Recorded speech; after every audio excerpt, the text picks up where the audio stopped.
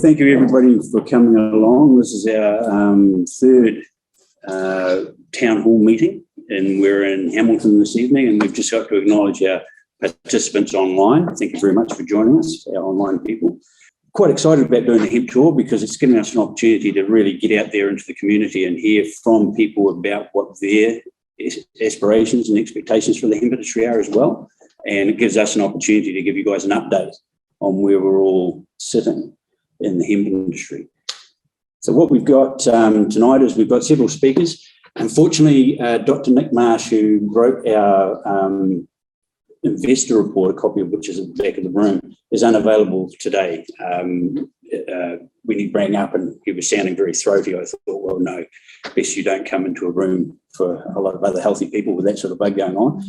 And so we're going to work through this evening, and we're going to have, I'll start the show and just give you a bit of an introduction around industrial hemp and some of the history. And then we'll go straight over to Quinn to give us an update on Hills Labs, which is one of the approved laboratories, along with the ESR, to do the THC test for all our hemp licensees. So it's quite an important aspect in that value chain that we have Kim here today. And then we'll go to Racquel, who's going to give us an update on her business enterprise, which is Global Canvas. And then we'll finish with Bill from OrganicAg, and then I'll do a little bit more about the why hemp's important to you guys, why it's important to the NZHIA, and then we'll have some Q&A. So just going back to the hemp and the history, because I think it's important that people understand that we've been around for quite some time and we're not therefore reinventing the wheel. We need to just sort of get back to where we were a wee while ago. The document on the left, this was a publication that the NZHIA created in 1998. We were established as a non-profit incorporated society in 97. And at the time, there was a moratorium on talking to the government about anything to do with cannabis. And we wanted to have a conversation about low THC industrial hemp. And there was just no way we could have that conversation until they were made aware of what we were talking about. So that's where this document came from. And the document that I was talking with regard to Dr. Nick Marsh is, if we flash forward 20 years to 2021, that was the report that was funded with an AgMark grant last year, which gives you a completely different picture. You know, we were projecting a whole lot of potential, and now we're actually starting to work on realising it.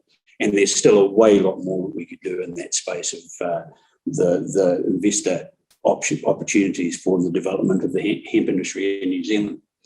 So quite a change. We've been sort of talking about this since 97. When we finally had that conversation with the government, they said, okay, that's very interesting. Let's have some trials, because they were worried about plants being diverted into the illicit market and crop losses, that sort of thing.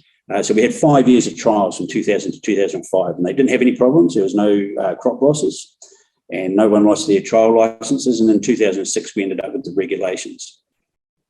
So this slide just speaks to the types of cannabis that we're looking at. We're very interested, we're only interested in low THC industrial hemp. So we're not interested in the recreational use of marijuana, which has a higher THC. And because the medicinal people now have their own regulatory framework, we're not particularly interested in the medical because it's already well catered for. That said, there's a whole market out there for health and well-being that includes the medical. And we'll touch on that as the slides progress a little later on. Going back to history, because I think it's important that people understand how versatile this raw fibre was back in the day. And many people, when I talk about hemp, make the connection to the sailboats or definitely the rope and cordage. But when you look at these boats and you think of the 50 tonnes that they used to carry around in their sails, the corking that they had to seal their boats that had a hemp content, the uniforms they wore would have been made of hemp, the paper they wrote on and the maps they used, they would have been made of hemp, the oil for lighting would have been made of hemp. So it just sort of speaks to how really it was so well utilised right up until the 1920s and 1930s. And it had a traditional use, and it was, why was it used that way? Because it worked. These sails lasted longer because they were made of hemp. Now, when we get to New Zealand, when they arrived, they thought, well, we love the kauri trees, Marsh and things, but they weren't too worried about making New Zealand a hemp colony because they already had harakiki here. So it was an equally, fascinating fibre to use for the cordage. So that's why they've ended up going back to New South Wales and setting up a penal colony over there to fund their work in the hemp farms for them in the Hunter Valley in New South Wales. So we dodged a bullet there, really, from that point of view in our history.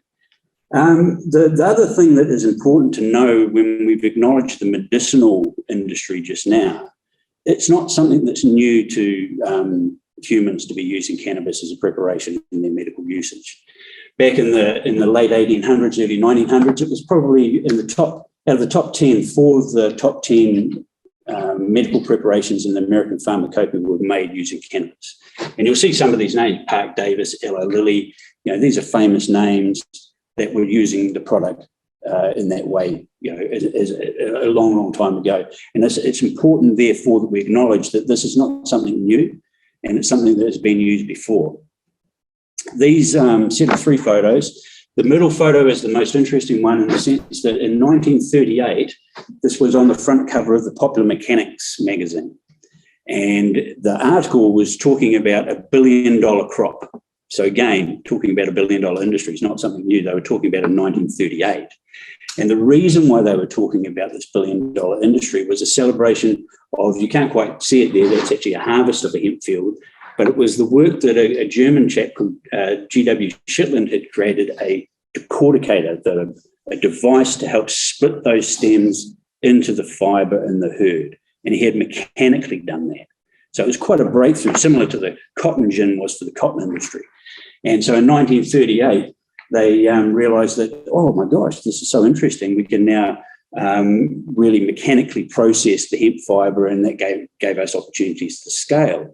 Now, if people, and you may see it when you're doing your searches on industrial hemp, when people say 25,000 constructive uses or 25,000 products can be made from hemp, this is the article where that came from.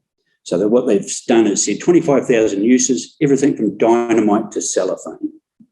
So again, it just speaks to that diversity of end uses, which is quite an exciting opportunity. The bulletin 404 here, hemp is this is talking about the herd now, that inner woody pith that we were talking about, splitting those stems. And this suggests that paper made from hemp can produce 4 times as much biomass or pulp from an acre than a tree crop can go. So it just speaks to how effective this can be in our farming rotation in such a short growing period. So 2 bits of history there. Got to love the 25,000 uses of the $1 billion crop. And that was in 1938.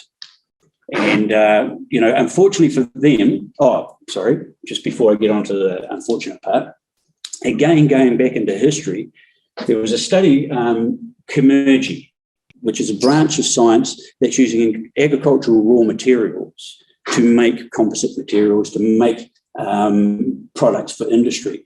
And the chap on the left, Henry Ford, and if you Google his plastic car, you'll see him with he's sitting with the sledgehammer there, and it's just bouncing back. So they were making car panels out of soya and hemp in the 1930s. This one on the left, George Washington Carver, he was one of the prime movers in this whole Commergy development. So we had this history of using agricultural byproducts in the 1930s to make everything from dynamite to cellophane. So why weren't we doing it, going forward? Well, this next slide might explain that. So in 1937, the powers that be decided that they were going to tax marijuana because the Mexicans were coming across the border and smoking this loco weed. And so they had this racist term called marijuana, a Mexican slang word, and they put a tax on it. So they taxed it out of existence. And that was, obviously before the Popular Mechanics, so they didn't know about the new tax because no one knew what marijuana was. It wasn't called cannabis or hemp, which people understood. It was backdoored through the legislation. And so all the American Medical Association didn't realise that they were about to lose all their cannabis tinctures and ointments and things until it was too late. It was already gone. And then, of course, that led to a whole war on drugs, which is capitalising this sort of reefer madness type approach. And that's given you an indication of how we come to, demonise cannabis as marijuana. But if we go back, we're looking at it from our point of view as industrial hemp, which, as we already can understand, has way more opportunities and way more for our economy and our environment than just the recreational use of cannabis.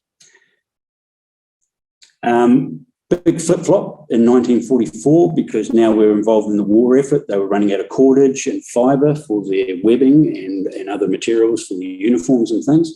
So the Hemp for Victory newsreel was rolled out, and that was played in front of every Saturday afternoon at the movies. This was a newsreel that was promoted just before they all sat down and enjoyed the main feature. And what it was encouraging people to do is every patriotic American farmer had to grow 1 acre of hemp to provide the fibre for the cordage for the war effort. And these gentlemen, the soldiers here, are protecting the seed for that crop. A lot of people have heard of the Hemp for Victory. Many people don't realise that back in Germany, they had the same issue. They were running short of cordage as well. So they had a German primer, so a newspaper that did the same thing, and they used a cartoon character with a male and female plant to describe the same aspiration of every patriotic farmer to grow hemp for the war effort. So when they wanted it, they brought it back in, but of course the war finished and it went back out again. And that's what gets us to this next slide, which is the United Nations Single Convention on Narcotic Drugs. So this is all around the war on drugs. So this is outlawing cannabis as marijuana as a recreational drug, which is, of no real consequence to us because we're the low THC industrial hemp industry. But in Article 28.2, it shows us that they were understanding of the fact that there's a lot of people out there in the world that are using hemp as an agricultural raw material, as a fibre crop, as a seed crop. And so in Article 28.2 here, this convention shall not apply to the cultivation of the cannabis plant exclusively for industrial purposes, fibre and seed, or horticultural purposes. So this was a big, this was one of our rallying cries. This is why we got the government to acknowledge that they needed to have a conversation about it, because the UN had protected our industry. It had said, you've got a good industry going, it warrants you to carry on. And when the trials were concluded in 2005, we ended up with our hemp regulations. Now, we're just the regulations, and all regulations have to sit under an act. And because cannabis is under the Misuse of Drugs Act, we ended up with the Ministry of Health. So that's why our regulations sit under the Misuse of Drugs Act. And so in 2006, they were set up, and 39 odd pages. They're wonderful regulations. They're world class. They're simple. They're understandable. And all they do is say to the Ministry of Health, you have the opportunity to issue a licence to industrial hemp farmers, and those farmers can grow industrial hemp under their licence and make hemp products. And so it's a lovely little contained bubble, because only industrial hemp products can be made from industrial hemp, and you've got a licence to grow it. So it really makes sense. And the thing that we were really pleased about it was the objective of the regulations is to enable. So this is enabling legislation. This was going to enable the industry. Now, of course, if I had, because your logical question is, well, why aren't you a thriving industry now? Because unfortunately, there's a whole set of interpretations that we interpret the regulations in a certain way that would really enable the industry. But the people in the Ministry of Health have somewhat different interpretations, because they don't deal with farming, they deal with farmer. So they don't really understand some of what we're trying to achieve. So we're working on that. There's an ongoing relationship with the good people at the Medicines Control. Just a slide to celebrate some of the hemp products in New Zealand. Of course, you'll be aware that in 2018, the law changed to allow hemp seed for human consumption.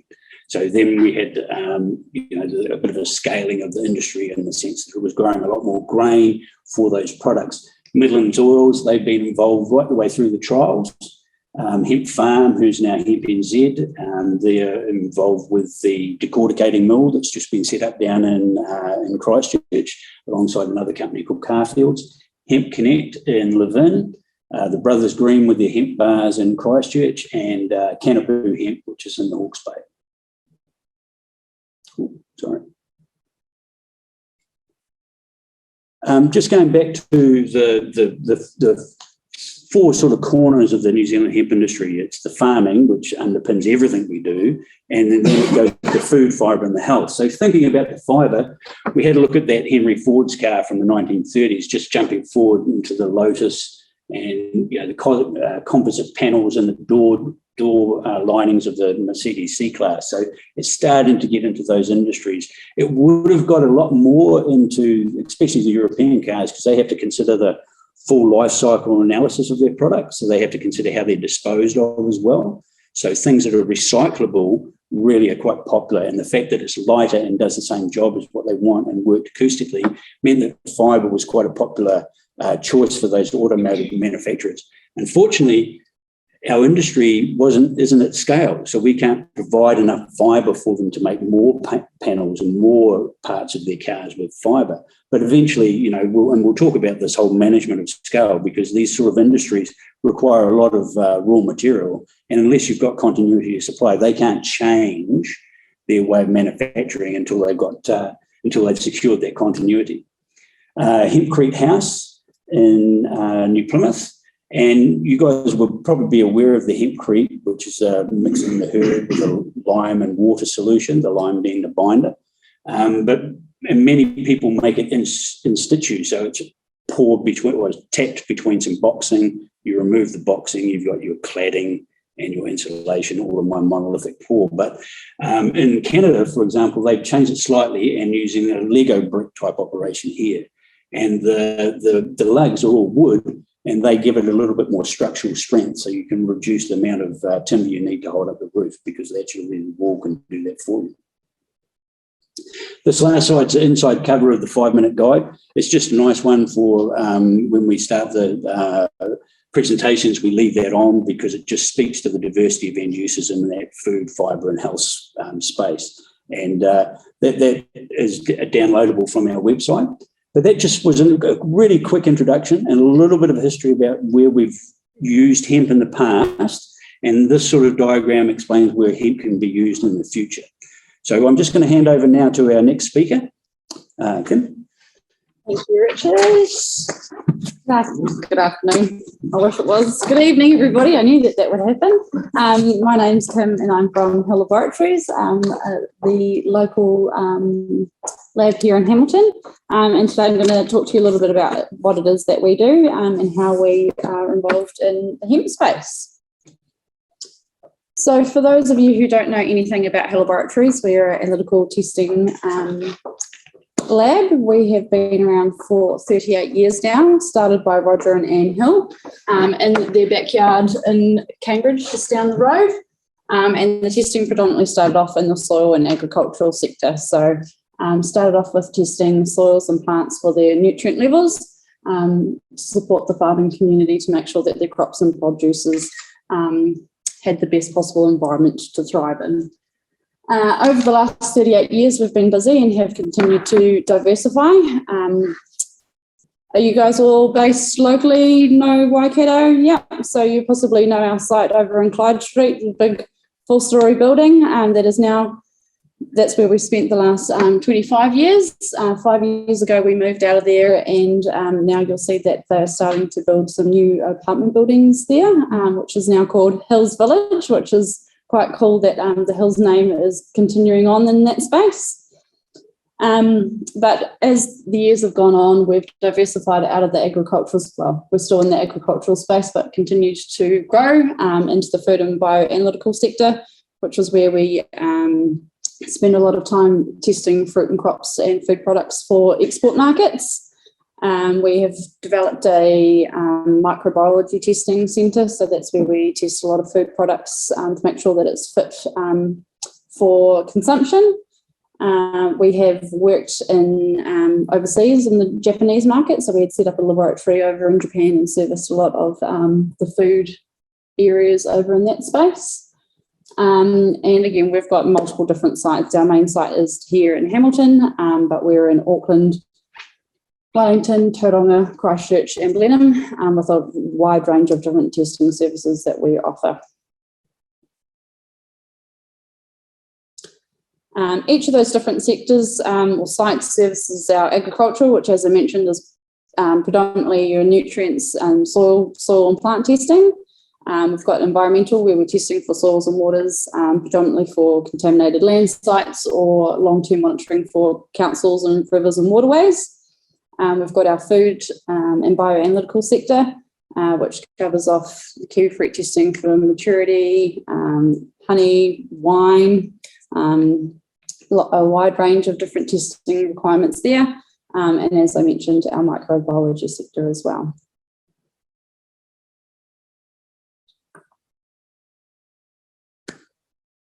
So we pride ourselves in being the lab of choice. We're reliable, we're trusted and tested. We've been around for 38 years and have continued to provide solid services in and supporting our local businesses in this space. Being based predominantly in the Waikato, but all over New Zealand, we really pride ourselves in hiring young graduates and supporting local people in their developments and their ventures to grow their products and sell their products and have, I guess, the Kiwi stance on it, being a locally owned business.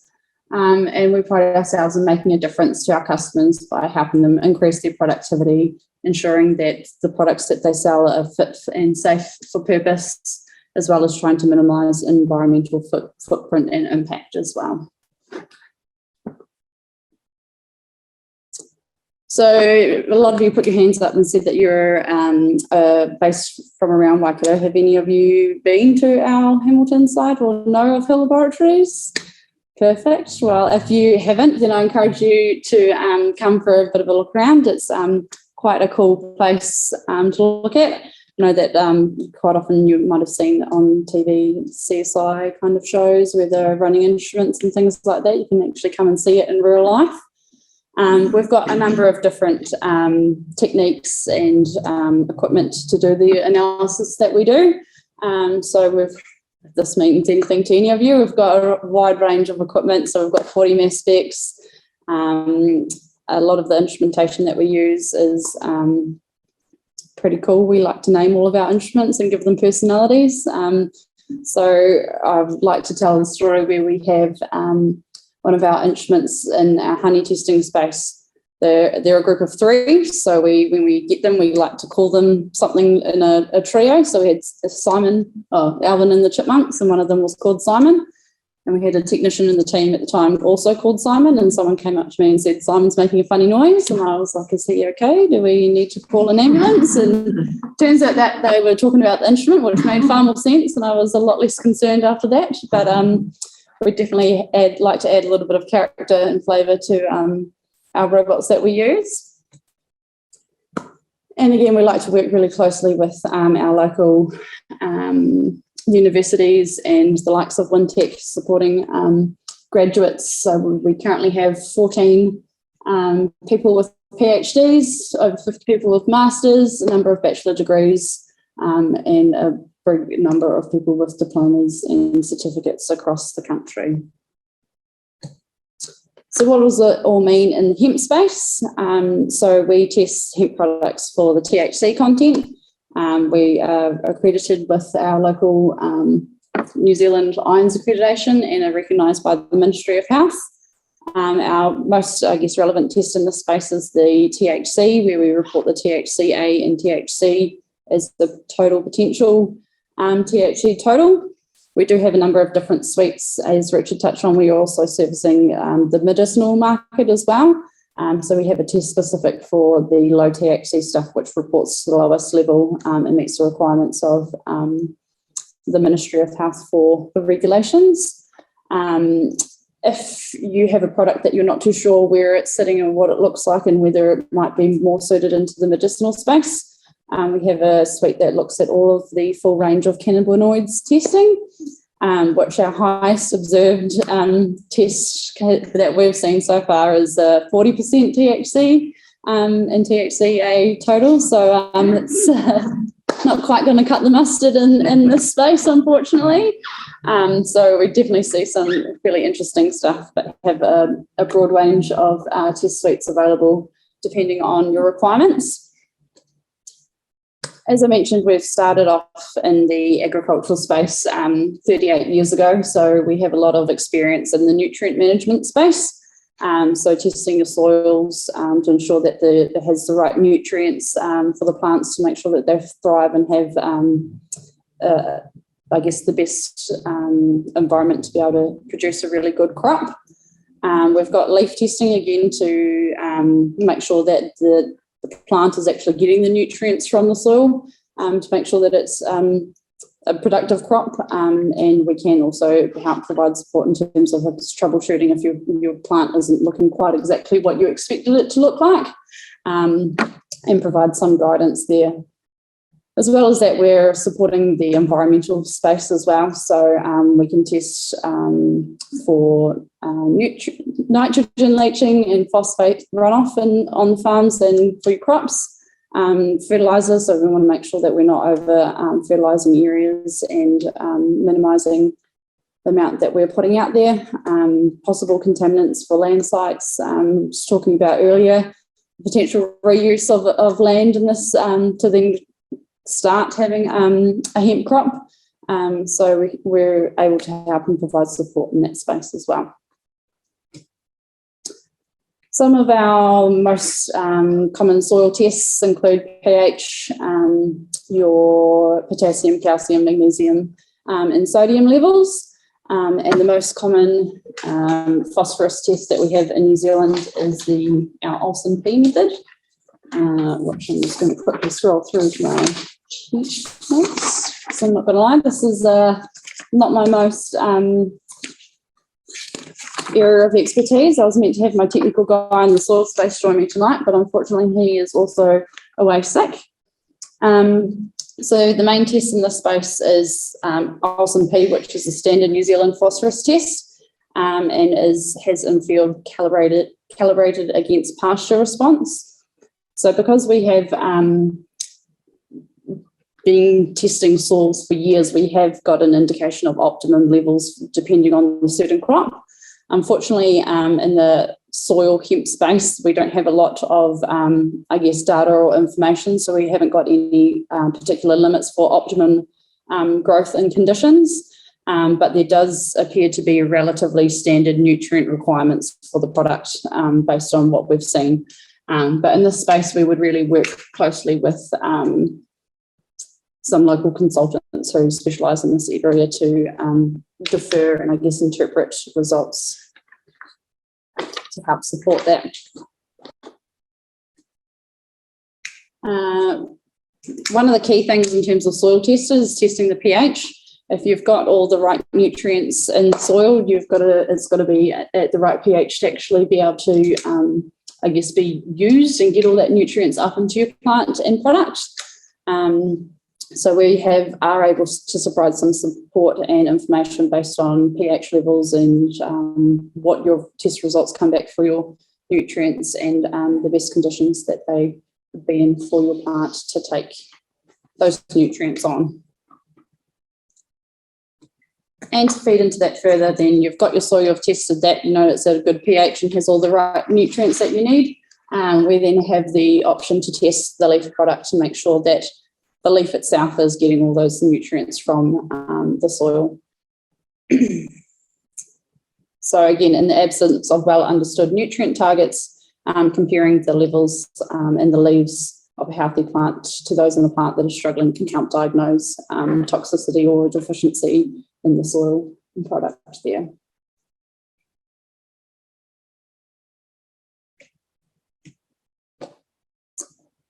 So we've got a really strong technical team, both in the lab on the bench doing the testing and also in our client services team, who are there to help support with any of your testing requirements. And we've got a really good website with a lot of different technical notes and information about what it is that we see in this space and how we can help support you.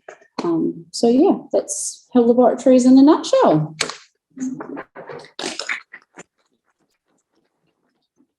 Thank you very much for Kim. It was great to hear what's happening locally. And I think there's some massive need, and I think even just reading and understanding some of the reports, even from a food point of view, I've seen the numbers come back, and it's colony forming units of this and what does it all mean sort of thing, you know? So I think there's a lot of people going to do a learning curve in that space. So thank you very much for that presentation. So Racquel, would you like to come up? All right. So why hemp fashion and how hemp can change our fashion world and heal our whenua and moana. Textile waste is one of Aotearoa's fastest growing waste streams, with over 220,000 tonnes ending up in landfills every year. This causes a huge problem, and here's why. You've got polluting microfibers. So fast fashion releases microfibers when washed, which leads to about 500,000 tonnes of microplastics in the oceans every year, which is equivalent to about 50 billion bottles. And before I carry on, I just wanted to mention that microfibers and microplastics are interchangeable terms, and we will go over that a little bit more as we go on. They last for hundreds of years. So synthetic fibers like polyester and lycra can take hundreds of years to biodegrade. Then you've got greenhouse gases. In a landfill, the decomposing clothes release a harmful methane, which is a harmful greenhouse gas. They also leach toxic chemicals into our groundwater and soil.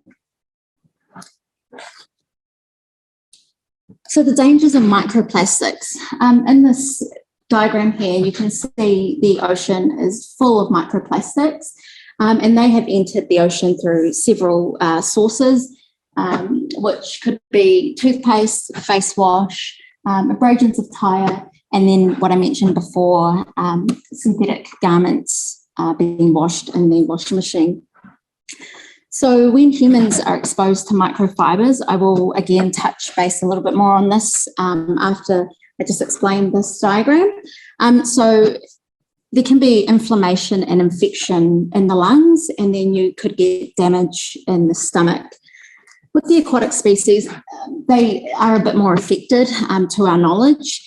So there's obstruction in the gills, there's a disruption in the endocrine system, and then you've got obstruction and damage in the intestines, and toxicity and bioaccumulation in the liver and the muscles.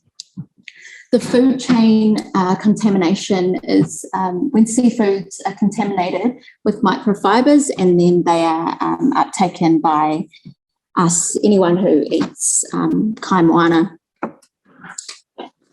So just touching a little bit more on microfibers. So some of the first research into how microfibers are affecting New Zealand fish has been revealed that microfiber fragments can find their way through the gut lining into the muscle of the fish. Experiments carried out by two master students from NZHIA and the University of Auckland Joint Graduate School of Coastal and Marine Science have shown that some fish species ingest microfibers more than others. In the Gulf Harbour, almost 25% of fish sampled had microplastics in their guts. So microfibers or microplastics are defined as pieces of plastic less than 5 millimetres in size, and they can start off that small, or they break down from larger items. So identifying them in fish gut samples requires specialist laboratory equipment and protocols to ensure that the potential sources of contamination are eliminated. Davina Shetty, who is a researcher for NZHIA, and NZHIA is the Climate, Freshwater and Ocean Science, found microplastics in almost a quarter of the fish sampled within the Hauraki Gulf. This study focused on 6 species commonly found within the Gulf, which is snapper, yellow belly, what have we got? Flounder, gurner, jack mackerel, kahawai, and pilchard. So microplastics were found in 70 of those fish specimens, which also include more than half of the yellow belly flounders. This higher ingestion rate for flounder could be due to the fact that microfibers sink to the bottom of the marine sediment, which makes up more of the diet with flounder.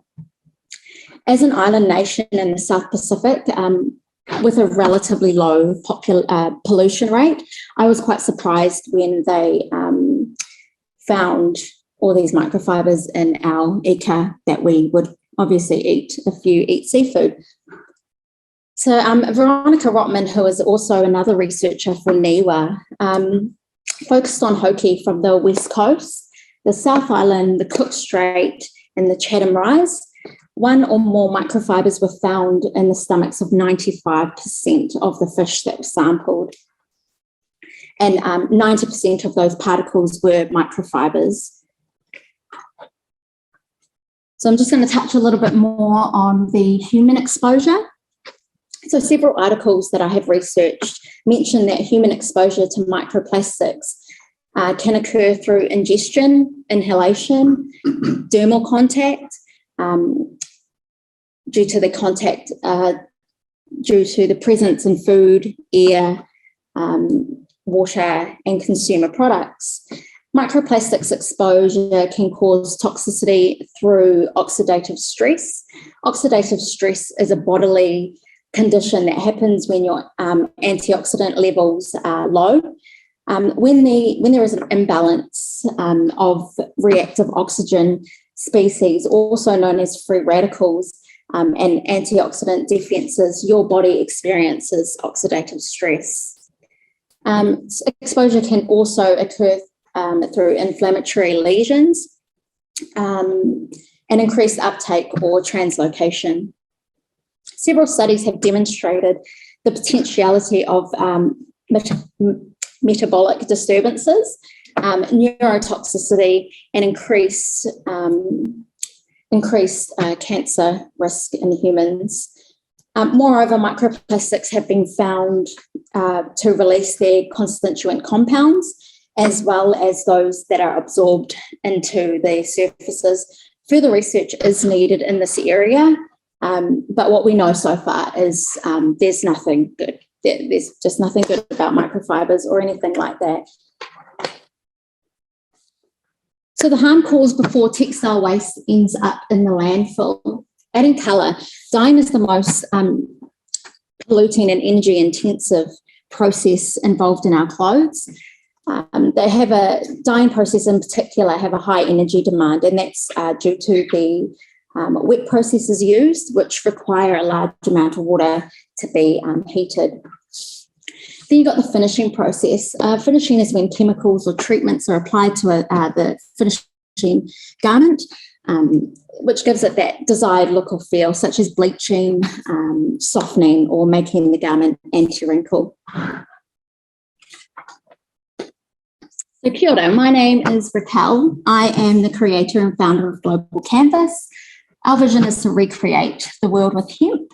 And we're currently on a mission to re-educate society on this ancient plant, alongside creating and introducing the latest hemp products with the latest sustainable breakthrough technology from around the world. And we've got a little display there at the end of the room. Feel free to take a business card if you would like to know more. We've so far achieved this by introducing the world's first waterproof hemp sneakers, waterproof hemp backpack, the world's first handcrafted hemp eyewear from Edinburgh, and soon to be our hemp watches, which we'll be introducing in the next month or so to Aotearoa. Through doing this, we have had the privilege to gain distribution rights for these products. That's something that we'll be working really hard on in the next couple of months. So hemp fashion, industrial hemp is an incredibly sustainable crop. As Richard mentioned before, can produce over 20 to 25,000 products. These include textile, paper, ropes, insulation material, fiberboards, bioplastics, compost, animal bedding, fuel, food, dietary supplements, cosmetics, shoes, other fashion. I could just go on forever as to what it can provide us with.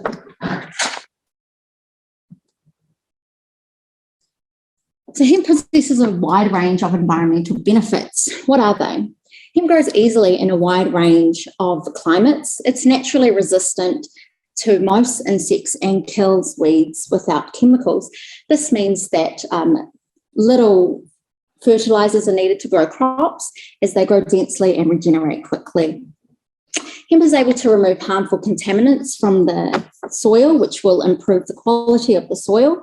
Hemp converts large quantities of extracted nutrients into useful products due to its large root system digging deep into the ground, which prevents the plant from erosion. So phytoremediation is the bioremediation process that uses various types of plants to remove, transfer, stabilize, and or destroy contaminants in the soil. Hemp has a crucial role in a greener and sustainable future. For every tonne of hemp produced, 1.63 tonnes of CO2 is removed from the air. Hemp absorbs 8 to 15 tonnes of CO2 per hectare, and this makes hemp a more effective CO2 sequencer than trees, being one of the fastest natural CO2 biomass conversion tools that we have available. Carbon sequestration is the process of capturing atmospheric carbon dioxide from the air. So just a little bit more on hemp as a carbon sequencer. Hemp can capture atmospheric carbon twice as effectively as forests, while providing carbon negative biomaterials for designers and architects as well.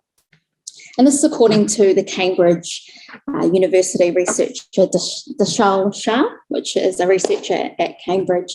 Numerous studies estimate that hemp is one of the best CO2 to biomass converters available.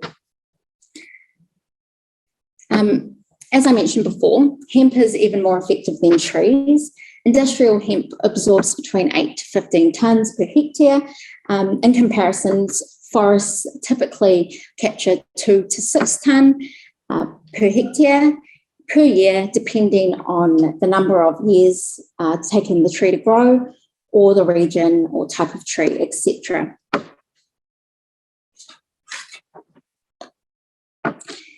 Hemp is a sustainable alternative to various products. For instance, hemp is stronger, more durable than cotton. Hemp fibre is also similar to linen in feel, breathability and durability as well. Unlike wool, which can trap heat and support the growth of bacteria with its thin coating of lanolin. Lanolin is a wax secreted by the sebaceous glands, so that's secreted through the sebaceous glands of animals like sheep. Hemp has significantly better water usage, so it takes around 5,000 gallons of water to produce 0.99 kgs of cotton, where it takes about less than 700 gallons to produce the same amount of hemp. So what are the main differences between hemp fibre and animal fibres? Plant fibres are composed of cellulose, whereas hemp fibres are composed of protein. These structural differences mean that they react differently when they're exposed to heat, water, dye, and soap. Extreme temperature changes can cause protein structures to interlock as in felt, whereas hemp can go through the same process and suffer little to no damage. Plant and animal fibres also react differently to pH levels. This is why when washing wool products, people encourage the use of wool-safe detergents. Cellulose fibre and protein fibres take dye differently as well.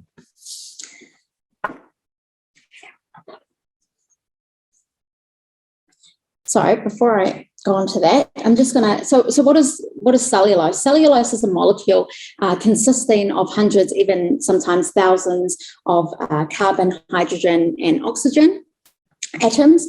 Cellulose is the main substance in the wall of the plant, helping plants to remain stiff and upright. There is also man-made cellulose fibre, which are developed from plant cellulose after processing it into a pulp, then extruding similar to synthetics fibres. So that's, for example, rayon, lyocell, and viscose. They're the most commonly manufactured cellulose fibres. And what is protein? Protein is the protein fibre group consists of the animal fibres, which is wool and other animal hairs, known as akeratin fibres. and insect fibres as well, which is silk and fibroin fibre.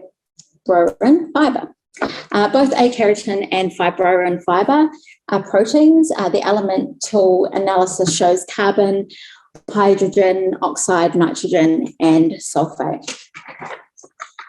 So why hemp? Hemp decomposes in a landfill in up to 4 weeks to 8 months. So within the year, anything hemp that is thrown in the landfill will be decomposed. It's one of the most environmentally friendly fibres in the world. Hemp fashion is natural, breathable, lightweight, durable, antibacterial, antimicrobial, and more. Hemp is a natural and renewable source. Hemp plants grow quicker than most trees and requires less water to grow, and almost no pesticides or fertilizers, which is, in result, really good for our water and our soil. Textiles made from hemp fibres are natural, bio-based, and biodegradable. So what are some advantages and disadvantages of hemp? Like everything, there are advantages and disadvantages. So the advantages of hemp is a healthy working conditions in production, slow fashion, the production of slow fashion versus the production of fast fashion, you'd get quite a substantial difference in production in the terms of the way the labourers are cared for and the overall condition and the working condition. Hemp is a carbon warrior. It uses less water than cotton, for example. The soil loves hemp, and hemp is antibacterial and durable. Hemp fabric softens with time, and hemp fashion saves you from UV rays. Disadvantages: hemp can be prone to wrinkling, and that all comes down to there's no finishing process with hemp, so we don't add anything else to the fibre to give it a desired look or feel or anything like that. Hemp fashion can be very costly, which again comes down to the fact that it's expensive to produce, and the consumer rate for buying hemp products isn't as high as anything else. And the stigma around hemp, which we'll touch base on a little bit soon.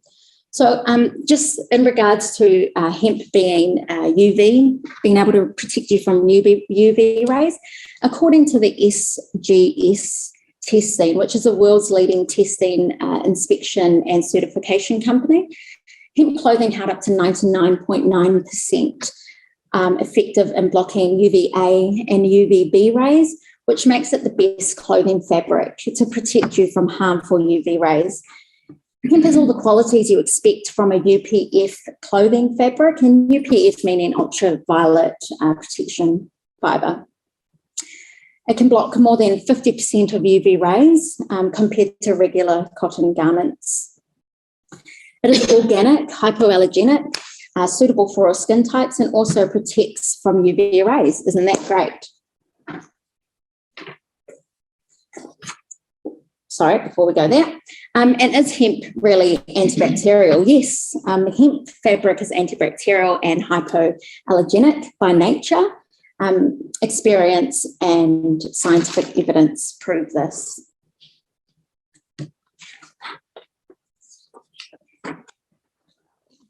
All right, so a brief explanation on the difference between hemp and marijuana. And this is my favourite diagram, which I like to explain to people. So as you can see here, you've got the Racquel family, which come down from that, you've got the citrus genus, and then you've got all the citrus fruit.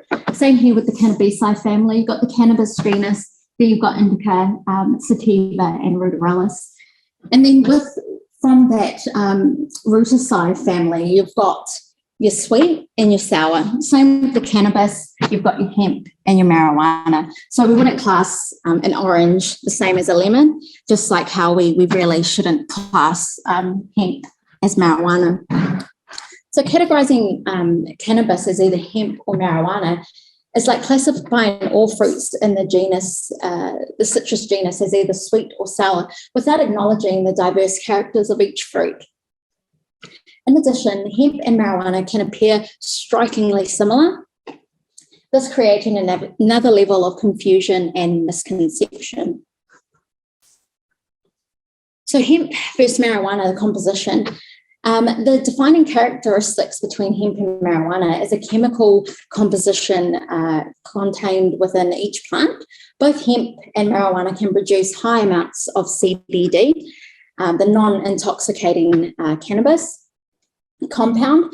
However, THC is produced at a very different level. As Kim stated before, hemp needs to be below 0.3% in THC. Anything above, and you're in a bit of trouble. So marijuana, hemp versus marijuana in terms of legality. So due to the differences with their THC levels, hemp and marijuana are regulated very, very differently with the law. In order to grow, trade in, or process industrial hemp in New Zealand as an agricultural crop, individual body or corporate or partnership needs to be licensed under the Misuse of Drugs Act regulations of 2006. Marijuana, on the other hand, is still treated as a controlled drug substance and then regulated by the Misuse of Drugs Act 1975, which makes unauthorized possession of cannabis a crime. However, this was altered from the 18th of December 2018. The Misuse of Drugs Act was amended, allowing for terminally ill patients to access those products. Hemp versus marijuana usage. So hemp and marijuana each offer a range of usage that are unique to their composition. As a powerful psychoactive agent, THC can directly bind to the CB1 and CB2 receptors in our endocannabinoid system. And that's something to look out for. I'm currently writing an ebook on our endocannabinoid system, which is actually really, really interesting. So what I've found with all my research in the endocannabinoid system is there are a lot of conditions that doctors just really, they don't have an answer for, they don't have a cure for, they really don't know what's going on. And that's because the endocannabinoid system was taken out of the medical books a very, very long time ago. And so not many doctors or medical professions actually learn about the endocannabinoid system. So our endocannabinoid system runs throughout our body. It's a big main part of our brain. People say that the brain controls the body, but actually the endocannabinoid system is almost more important than the brain because of how it regulates everything. You put the endocannabinoid system off balance, that's when you get anxiety, depression, things like that. So a lot of mental health issues, I believe, need to look at your endocannabinoid system and how that's working, because it's a homeostasis thing which helps us put everything in balance. And so it's really sad that a lot of people really aren't aware that we've got a system in our body that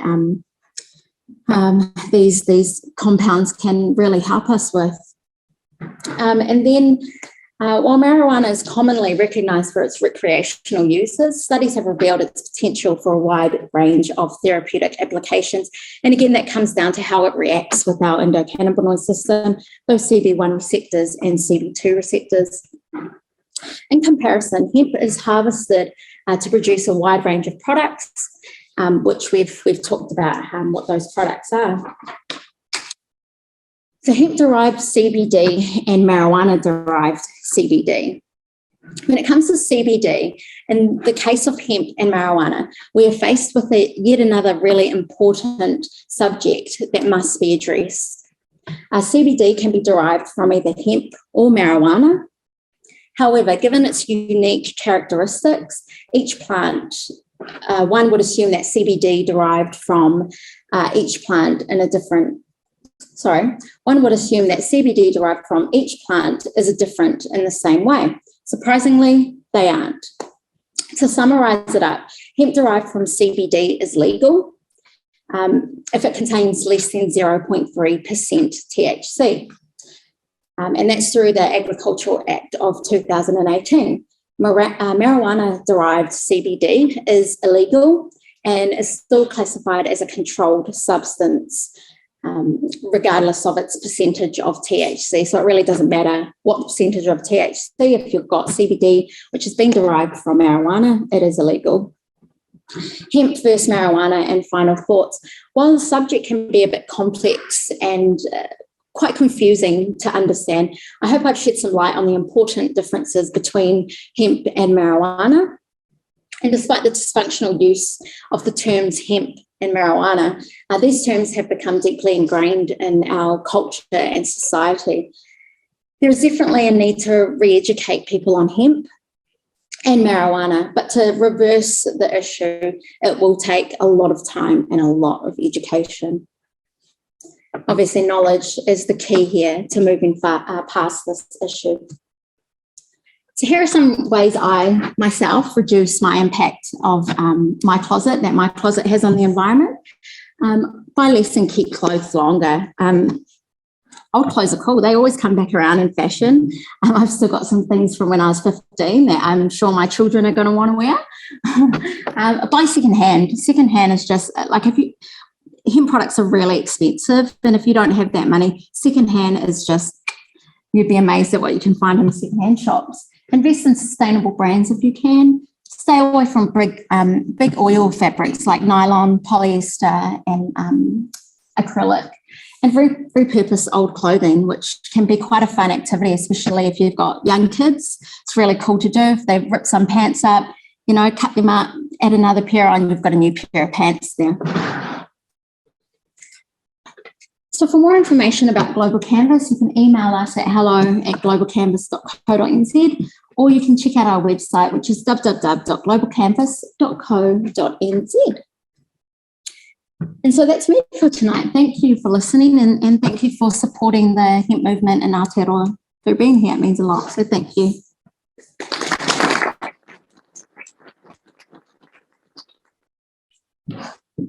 Hi, good evening. Bill Quinn, I'm an organic mentor, educator in different things, been in agriculture all of my life. Tonight's topic of opportunities and differences in production and marketing of iHemp. And this is probably the most important area for anyone particularly interested in growing hemp. You can grow what you like. When you come to sell it, that's where you get your money. Okay, that's your business sustainability. It's no good having a bright idea about sustainability and not being able to market it, you go bust. And this has been an argument about organics for a long time. I've been in organics since 1985. I've been in agriculture all of my life.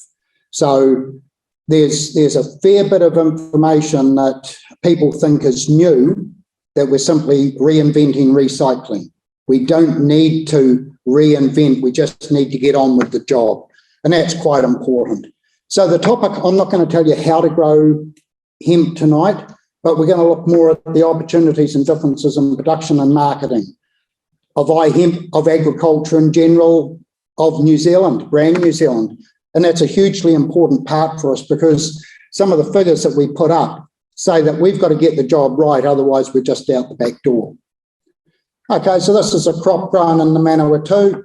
It was grown using organic compliant systems and inputs.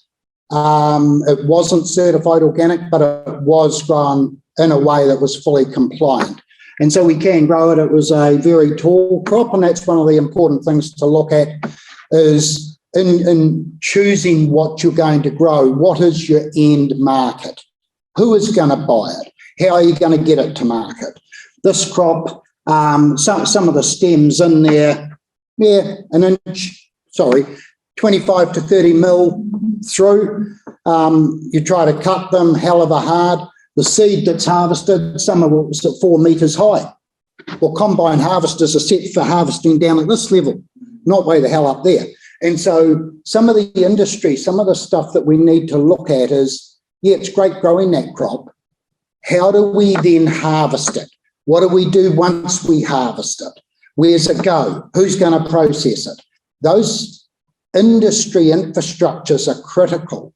And if we look back at the dairy industry in New Zealand, we started off hand milking half a dozen cows. Now we've got people in huge scale with robotic milkers. That progression is something that we've still got to work through in the hemp industry to identify those bits. And they are hiccups and hold-ups in the industry. So the opportunities quite often at a night like this, people will say, okay, look, I'm really keen to grow it. Who's going to pay me and when do I get paid? No, that ain't where the industry's at. It's not even where the dairy industry's at the moment.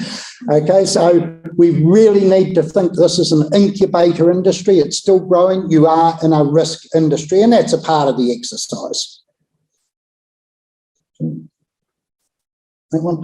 Okay, so where do we go with our product once we've harvested? Who's going to buy it? What market are we aiming for? And this is hugely important, hugely. We can stay at this level. We can stay at a level where we're going to brand and sell in New Zealand. Great. That works for me. Does it work at an industry level? How much milk do you guys like? Dairy milk, bovine milk, because we ship a shitload of it out of the country. Meat, everything we produce in this country, we export. Once we get an industry, we export 95%. Really important. So do we look at these things? So we look at something like across here, we've got the hemp hearts, the hemp heart protein and the hemp protein. Now down the back, and there's not that many of you here, which is great because I've got about 15 bags down there, minus some that people have already got. This is hemp cake. So this is, we'll talk about this a bit more as we go through, but it's hemp cake. It's not hemp hearts, it's not hemp heart protein, and it isn't hemp protein, but it is all of them. It's a different product, and it's a bulk commodity whole food. And from where I sit in organics, I'm interested in whole food. When we need medical intervention, when we need tinkering, nutrition system failed. The farmers have failed. The supermarkets have failed. And when we look at our cities and we find the biggest buildings are typically hospitals nowadays, our society's failing. And that's why I got involved in organics. There had to be a better way. And so, and the better way in my journey revolved around whole food, not individualised. So we look at something like once we get into the specialised protein products, some of those are high value. Some of them are selling at between $60 and $80 a kilo. Let's put that into real terms, $60,000 to $80,000 a tonne. That's serious money. But you've got to be able to sell a serious amount of it if you're producing it. It's great selling 1% of your crop way up there and 99% of it going to landfill. The hemp cake, I've stopped in the last 12 months, or the last 6 months or so, about 130 tonne going to landfill. This is whole food. It shouldn't be going. And this is something the industry, and it's a challenge for industry, it's a challenge for our economic advisors, our developers, our regional economic gurus, and for the industry itself to really look at, as individual growers, as marketers, to look at. Because if we don't choose where we're going to be. Now, in the organic sector, I was involved, like I say, from 85. The dairy sector didn't start growing organically until about 2000. And a whole lot of people in the organic sector said Fonterra shouldn't be involved. We shouldn't be exporting organic produce. Okay, you want it to stay cottage industry? You want it to be for the guys that have got 10 cows, 20 cows? Why not take it global? Why not deal with the big boys? A lot of people said we don't want it in the supermarkets because of the duopoly, because of, hang on, 99.9% of people buy all their weekly food in the supermarket. If I could get my courgettes into the supermarket, I had greater opportunity than selling 10 kilo down at the farmer's market, even though there was a price differential. We've got to really focus on what our opportunity is and what are the drivers and how are we going to arrive or get to there. So we've got to have a start point. Yeah, I've got no money, I've got no land, I've got no hope, but that's where I want to be. Okay, yeah, you might not be in that position, you might be a bit further up the line. If you know where you are and you want to get to, you can start developing your roadmap. You can start looking at the opportunities and driving towards them, and that's a really important aspect. That's the supermarket shelf, guys. It is competitive. It is dirty. It is high stakes. And generally, a lot of the products in the supermarket will have spent more on their packaging than they will for the value of the product in it. And I was at a meeting one day in Auckland, part of a organic dairy business we had set up, and we're doing some stuff for a company. We organised the supply chain for their milk products to be turned into an end product that was then going to be exported. And we'd got some fair way through the process, and I walked into the office in Auckland one day and, man, they were excited. They'd got final sign-off on the tin. I'm interested in the food, guys. I'm interested in what's in the tin. No, we're probably a year away, Bill. But we've got the tin.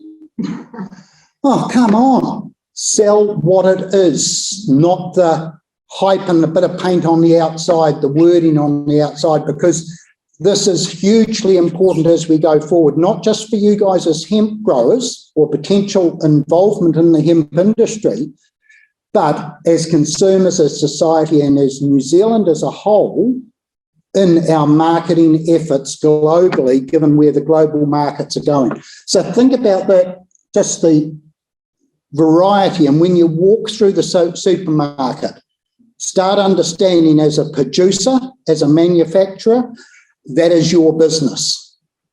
Most farmers can't tell me much about the dairy cabinet or the meat cabinet. They should be in there looking at that. The husband, wife, the partnership should be a training exercise for the staff to go and look at what's happening. What's the difference between the eye-level shelf and the bottom shelf in the supermarket trade? Why do you end up moving up and down? Where do you sit? Those things are vitally important. And if you're going to go into a cottage industry at scale and into the supermarket, boy, you've got to understand that. And how do I get into the sale line? Really important stuff. Okay, image. Organics, hey, I've been involved since 85, and we've had a lot of stuff then from then to now, but we still get the jandal wearing, leftover hippie, yogurt slurping, cardigan wearing, Green Party brigade. That ain't organics. Nimbin, anyone been there? Anyone know of Nimbin? Do you know where, the fellow at the back in the hemp gear, he has. Okay, Nimbin's in from east coast of Australia, Byron Bay, and it's hippie central. It's drug central. Okay, it is the place that gives hemp a questionable reputation. And one of the things we've got to be aware of, and from the organic perspective, I do a lot of promotional work and education mentoring, and I accept fully there's a whole lot of bad organic produce out there. There's a whole lot of bad hemp industry image out there. And those are things that we've got to get over. And certainly the presentations we've had tonight help us do that. We've got to really be aware of that. We've got to be careful of some of the things, and I had some discussions earlier with some potential growers, and it comes up every time. Oh, there's some silly rules. Hey, you don't hold the bloody whistle. You ain't making the rules, you're just following them. Talk to the rugby players. They don't like all the rules, and they don't like the red card either when they get it wrong. We can't afford a red card as an industry, as a startup sector, or as a country. So we need to understand those. The symmetry, it is a part of where the hemp industries come from. It's even a part of where organics has come from. It doesn't mean it's a destination. And so you've got to decide where you fit on that path, where New Zealand fits on that path. And it is that bigger question from an individual farm with 50 acres, 10 acres, 10,000 acres. Everyone is involved in that conversation. Okay, so what I'm looking at, and one of the things I push is the good old hemp cake. There's some in the bin down there. It isn't a spot prize. If I see you walking out without a plastic bag full of hemp cake, I'll throw one at you. Okay, take one home. And if there's still some left in your last one out, we'll take the whole lot home. Okay, because it's a food product. And understanding food is quite an important thing, and we've lost a lot of our understanding of food through the millennia. I talked to a guy today about bushel weight, an organic grower. He'd never heard of the term. Bushel weight is, oh, hang on, that's your nutrient density, mate. Oh, yeah, I know all about nutrient density. Bushel weight was a way of quantifying the value of the food in a volume. 8 gallons, what should the bushel weight of 8 gallons of courgettes be, or 40 litres to you younger ones? Okay, what should the bushel weight be of different grains? And you do a moisture check. So I'm interested in whole food and the nutritional value of the whole food for some of the reasons that were talked about by the previous speaker. Our whole system functions. Okay, so we start off with, will I need my glasses or is that out of focus? We start off with the whole seed. We press out what I consider to be the byproduct, the excessive amount of oil in a hemp seed, and we end up with hemp seed cake. Now, that's a different view to most people in the industry. Most people in the industry take the seed that we're not allowed to sell. While the seed is like this, you need a license. You need a license to do anything, almost a license to look at it. You're not allowed to enter the paddock. You're not allowed to be handling it in a warehouse if it's in seed form. Soon as we press it or do something to it that makes it non-viable, then it becomes a commodity product, a food grade product that you just need your standard food handling gear for. The oil, beautiful stuff, absolutely beautiful, a whole lot of value. The stuff at the end there, the hemp seed cake, that's the product that's got 10% oil left in it. We squeeze about 85 to 90% of the oil out, and that makes it nice and nutty, not oily in the mouth. You've still got the skin, the heart, some oil, so you've got all of the benefits of the whole food in balance. Quite important, but it's a different way of looking at it.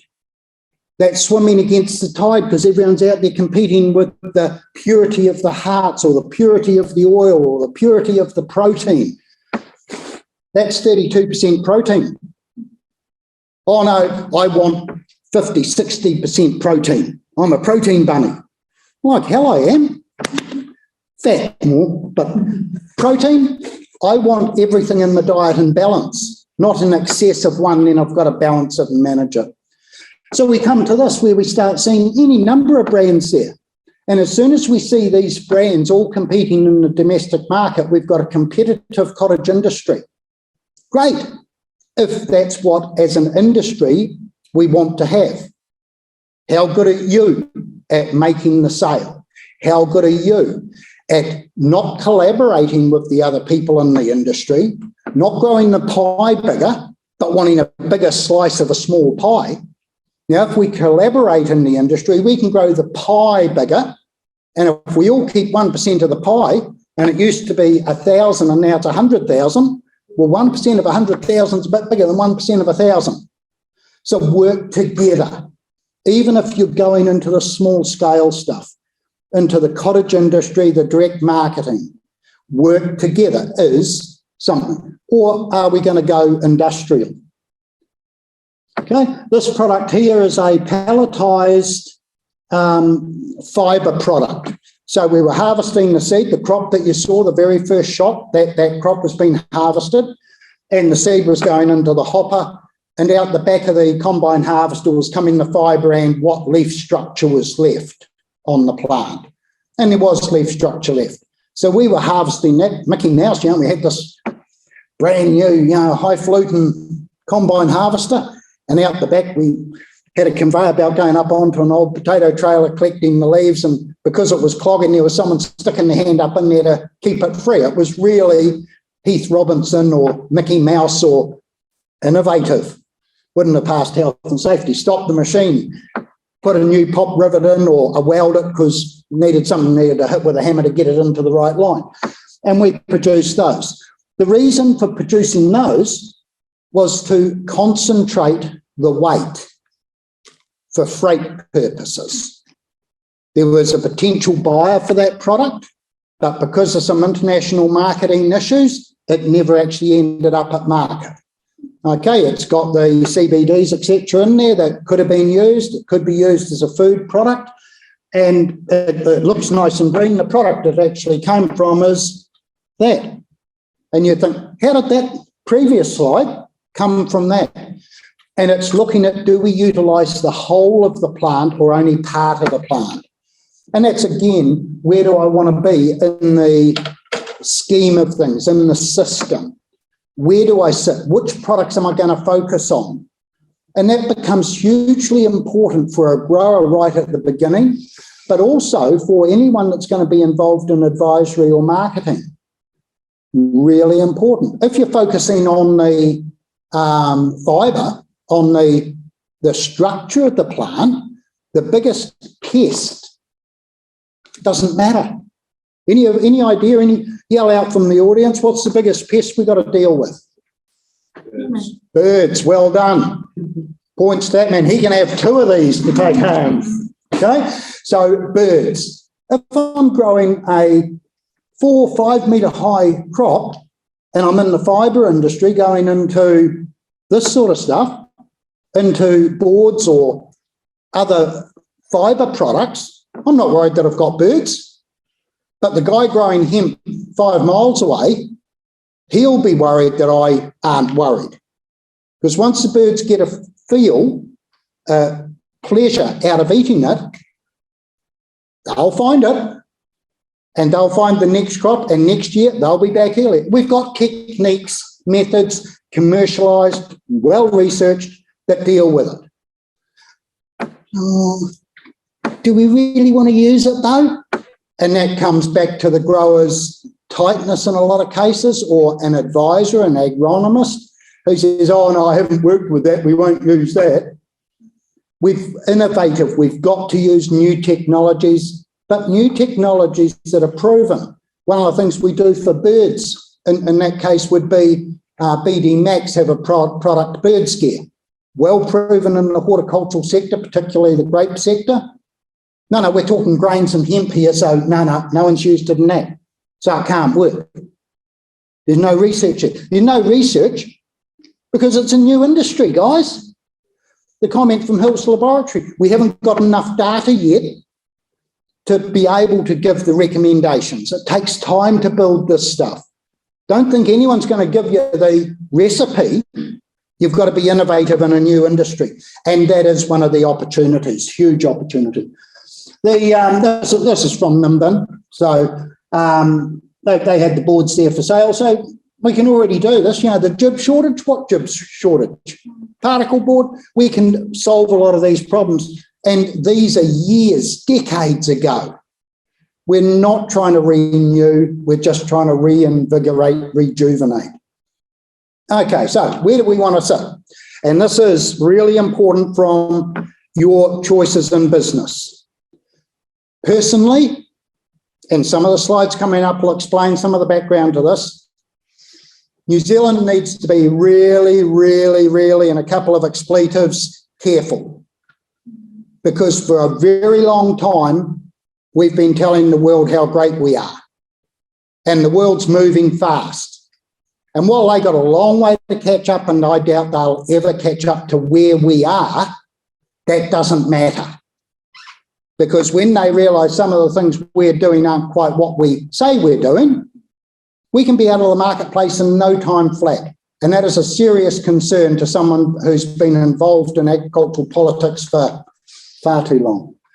So we're looking at, and probably not that clear up there, but Canada's got 137,000 acres of hemp. Do we want to compete with that? Do we want to be in the commodity markets, the whole grain markets, where we are selling bulk, selling at commodity level? I don't think so, because commodity is where the prices bottom out. We need to really understand where we want to be as a country in marketing. We've always had to be leaders in innovation and leaders in product integrity. That is hugely important, especially in a little industry or a fledgling industry like the hemp industry. We get it right, we get it right. Somebody gets it wrong, the whole industry wears the image. Really important, this aspect of it. Plenty of people don't want the hemp industry. Plenty of people don't want organics. Hemp is following a journey. Organics is well on the pathway through. And it's going to be difficult. I won't bullshit you and tell you it is going to be easy. We've already got growers who have had contracts broken, growers that haven't had success in crop. There are issues out there. Hey, it's called the commercial world, guys. Don't think this is going to be rose-tinted through the hemp glasses, okay? There are challenges, and that's important. Scale, understanding where you fit in the international marketplace is the biggest single one of those. Where do we fit? Where is our destination? Who's going to pay me, and what currency are they going to pay me in? At the moment, probably not the ruble. Okay, then we get a breakdown within the Europe, within individual countries, and again, the websites there. These are available, Richard, on the slides are available on on the recorded presentation. Yeah, so you can go and get these and look at it in its original form from the statistics company. But again, it's just understanding where we fit. We've had a reduction in the amount of hemp we grow in New Zealand, okay, the last few years. We think it's a growing industry. Every industry that grows goes up, consolidates, up, consolidates, up, consolidates. Your trick is to be on the up early enough that your first year growing ain't the consolidation year. And that's a pretty serious trick in the opportunity in realising how successful I'm going to be, especially if it's your last, $50,000 that you're putting into a commercial venture. It is commercial, it is a risk. Okay, traceability. See, we've got what's happened there? Something's gone wrong. Traceability that's bankable. And this is hugely important. Over the years, we've had many, many things talking about traceability and marketing in New Zealand. So certified organics, that is traceability that's bankable. Fonterra, for instance, has paid an average over the last 6 years of $2 a kilogram milk solids above conventional. Open Country in the South Island pay $2 above conventional farm gate with a 10-year contract. In the kiwi fruit industry, growers are consistently higher. And so what gives them the higher price? Food quality, definitely. But the key to the market is the certification that gives trust. Third-party validation, independent. And we've had people come in with Beyond Organic and go Beyond Organic, Nature and more. There's various ones. Those ones are actually okay because they start at a certified organic point. So Beyond Organic, they start with certified organic cotton and wool. They make socks primarily. They use, where it's polyester, they use certified second time round, recycled polyesters or artificials. They only use validated renewable energy sources, solar, wind, etc. Okay, so they are organic and beyond. When we look down the bottom, out to the far side, Beyond Organics, a New Zealand company, they use that to trademark and market the products that they couldn't get certified organic because they didn't meet the regulations. Hang on, that's a different story. It's got a bit of urea in it or a bit of superphosphate or something that isn't allowed in organic. So they say, oh no, we're beyond organic, we're biological, we're regenerative, we're this and that and the other. We've got to be very careful of these. Piggybackers that have failed, Eco 98. The classic quote out of Eco 98 was a chairman of one of the vegetable sectors, export sectors, and he said, we don't have to change anything, we just have to tell the story better. That's the bullshit factor. Okay? We've got to tell a better story, guys. We have to tell a better story. To tell a better story, we've got to create a better story. And that's really serious for all of us because these are things. So all these others down here are ones that have also failed, organza and different ones, Beyond Organics with an X. Okay, so we've got all sorts of variations and those are still going. That's marketing. Again, if you don't understand marketing, don't come to the sandpit. because you're going to wear sand in the eyes, okay? It is serious commercial business. Okay, so here we've got, and this part of the presentation is around the images that we have, and organics, and I'm a strong defender of certified organics, okay? I'll make no apologies for that because we have integrity and we do have cheats in there. The cheats get caught because we have serious mark and measure. So this is a glyphosate sprayed out field. This is not computer generation.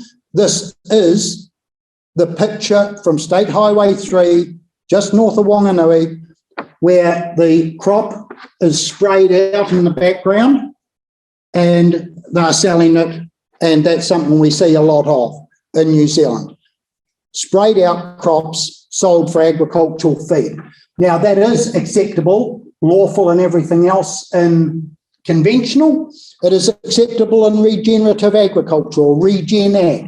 It is not acceptable in organics. This one's one of the more interesting ones, and it actually came up a couple of days ago. Spray-free, glyphosate sprayed out. The guy's sprayed it out. Then he's cultivating. Well, if he sprayed out properly, he shouldn't need to cultivate. If he's going to cultivate, don't bother spraying. You know, it's a double purpose. But can he say it's a spray-free crop? Yep. We've got people that are certifying glyphosate sprayed ground and then growing a crop and saying it's sprayed free and certified spray free. Is it conventional? Yes. Is it regen ag? Yes. Is it organic? No. Now, last week I was talking to a guy wanting to sell me some hemp product, hemp cake particularly, and he said it was spray free. He got a bit pissed off when I asked him about spray free, so it's not had any sprays on it. It wasn't glyphosate sprayed out before. Oh no, I couldn't control that. The farmer sprayed out. Did he use pre-emergence fungicides and pre-emergent sprays? Oh, probably. Well, don't tell me it's spray free. It's a misrepresentation. We've got to be careful on this stuff, guys. Okay, here we've got a in milk herd grazing glyphosate sprayed pasture, okay in conventional, okay in regen ag, and it's not okay in organics. You can tell it's sprayed out, early stages of spray by the discoloration in the pasture. This is the story that we're selling. The quote down the bottom, perception is reality in the marketplace. For those that don't know Peter Cullinane, he was CEO of Saatchi Global. He's Mr. Chocolate Milk, Lewis Road Creamery, set up Lewis Road Creamery. Really important, what is it, 1, 2, 3, 4, 5 words. Perception is reality in the marketplace. What the consumer believes, they believe until they don't believe it. And I've got a daughter that says, you ask her how things are, or she's visited one of her friends or a particular situation and say, how is it? It was fine until it wasn't. Doesn't tell you anything about what wasn't, but you can imagine you flip the coin and suddenly you're out the back door. That means you've lost the opportunity. Once you lose the opportunity, it's very hard to get it back. Okay, some Christmas lamb, anyone? Can you see that, Richard? Not very well. Not very well. You've got a ewe there with lamb suckling on her in about October. That's your Christmas lamb. Conventional, yes. Regen ag, yes. Organic, no. So really be careful when you're choosing this. We've gone to the next stage now with the New Zealand Farm Assurance Program, and all of those things were okay in the Farm Assurance Program. Okay. It is a marketing exercise to tell the world about where our food comes from in New Zealand. And we do have a very, very, very good story to sell on the world market. We just need to be careful we don't get tripped up by our own bootlaces by fudging little bits. Really careful. Go and have a study of these things, because if this is the market you're entering, you need to understand what the marketing is. The regenerative agriculture, fit for a better world, the government policy taking to the world, how we're going to market. And the important word in there is they used to cultivate soil, but now spray with glyphosate. This is in the government document of New Zealand future farming, better, fit for a better world. The same month or thereabout 6-week period that this was released, The European Union released its policy of similar nature, where they want a 50% reduction in agricultural chemicals by 2030, and I think it's 25% of all food production land in organics. The word organic does not mention in the New Zealand document. I told you I was passionate about my organics. It's not because I'm some nimbin. It's because I'm concerned about agricultural surety for New Zealand marketing. We need to really be careful of what we do and what we say. That's just an organic maize crop up in Northland for those that say that the organics is okay if you're not in my area, the old not in my backyard NIMBY. Kikuyu to maize, and that's the crop height and yield that we can get. What scale do we want to see? Cottage industry, each taking product for the market, industrial cooperation, but at scale. So that this particular photo is all of that. There is seed waiting to be pressed for oil. It doesn't necessarily all belong to the company pressing it, because they have a bloody good setup. They are very good at doing what they do. They do not grow because they are not farmers. They process and they market. You might only want to go there as a toll manufacturer. Use them as a toll manufacturer where your seed goes there, gets pressed, gets turned into product and comes back to you. They could bottle it and do it right to end shelf for you. Does that save you a lot of money in setting up? Think about those things and the opportunity, or do you simply sell them the bulk bags of seed after it's been dried and graded and everything else, and they process it from that point and buy it off you? Where do you want to fit in the risk factor? Okay, do we want to go into all the packaging or organic sourced and we go into the bulk bin? And that's some of what was talked about by at least one of the previous speakers about looking at these changes to renewables, reduction of packaging, plastics, etc. Raw value versus high value. Part of that equation is volume versus value. If I've got 100 tonne or something, hey, I've got to move it, mate. I can't take the top price. Ukraine at the moment's got a whole lot of seed, whole lot of grain. Last year's. It's blocking the way for this year's harvest to go in. So both crops are going to be devalued. Somebody's losing a heap of money. Okay, harvester going in. Just look at the height of the fence, the crop over there. So getting the harvester in the paddock was a struggle to begin with. And then the struggle was harvesting up at about this height, where the combine's normally down low. So some adaptations on the machinery required. The infrastructure, if you're looking at growing up here in the Waikato, is the infrastructure here. Make sure you talk to the contractors that they've got the right gear. The hemp crop will destroy your combine. There's no problem there. You want to destroy a combine, put an inexperienced operator in there. One of the figures that didn't come out before, and you may find useful, and I'll try to find the research for you. Two of the things we've done in the Waikato previously with hemp is hemp was tested, the fibre was tested for its strength, 25% stronger than the next strongest natural fibre in New Zealand. 25%. That's incredible. The other thing that was done was the 3D printing hemp as a feedstock into 3D printing and the strength of that. And that's powerful. That's got some real potential.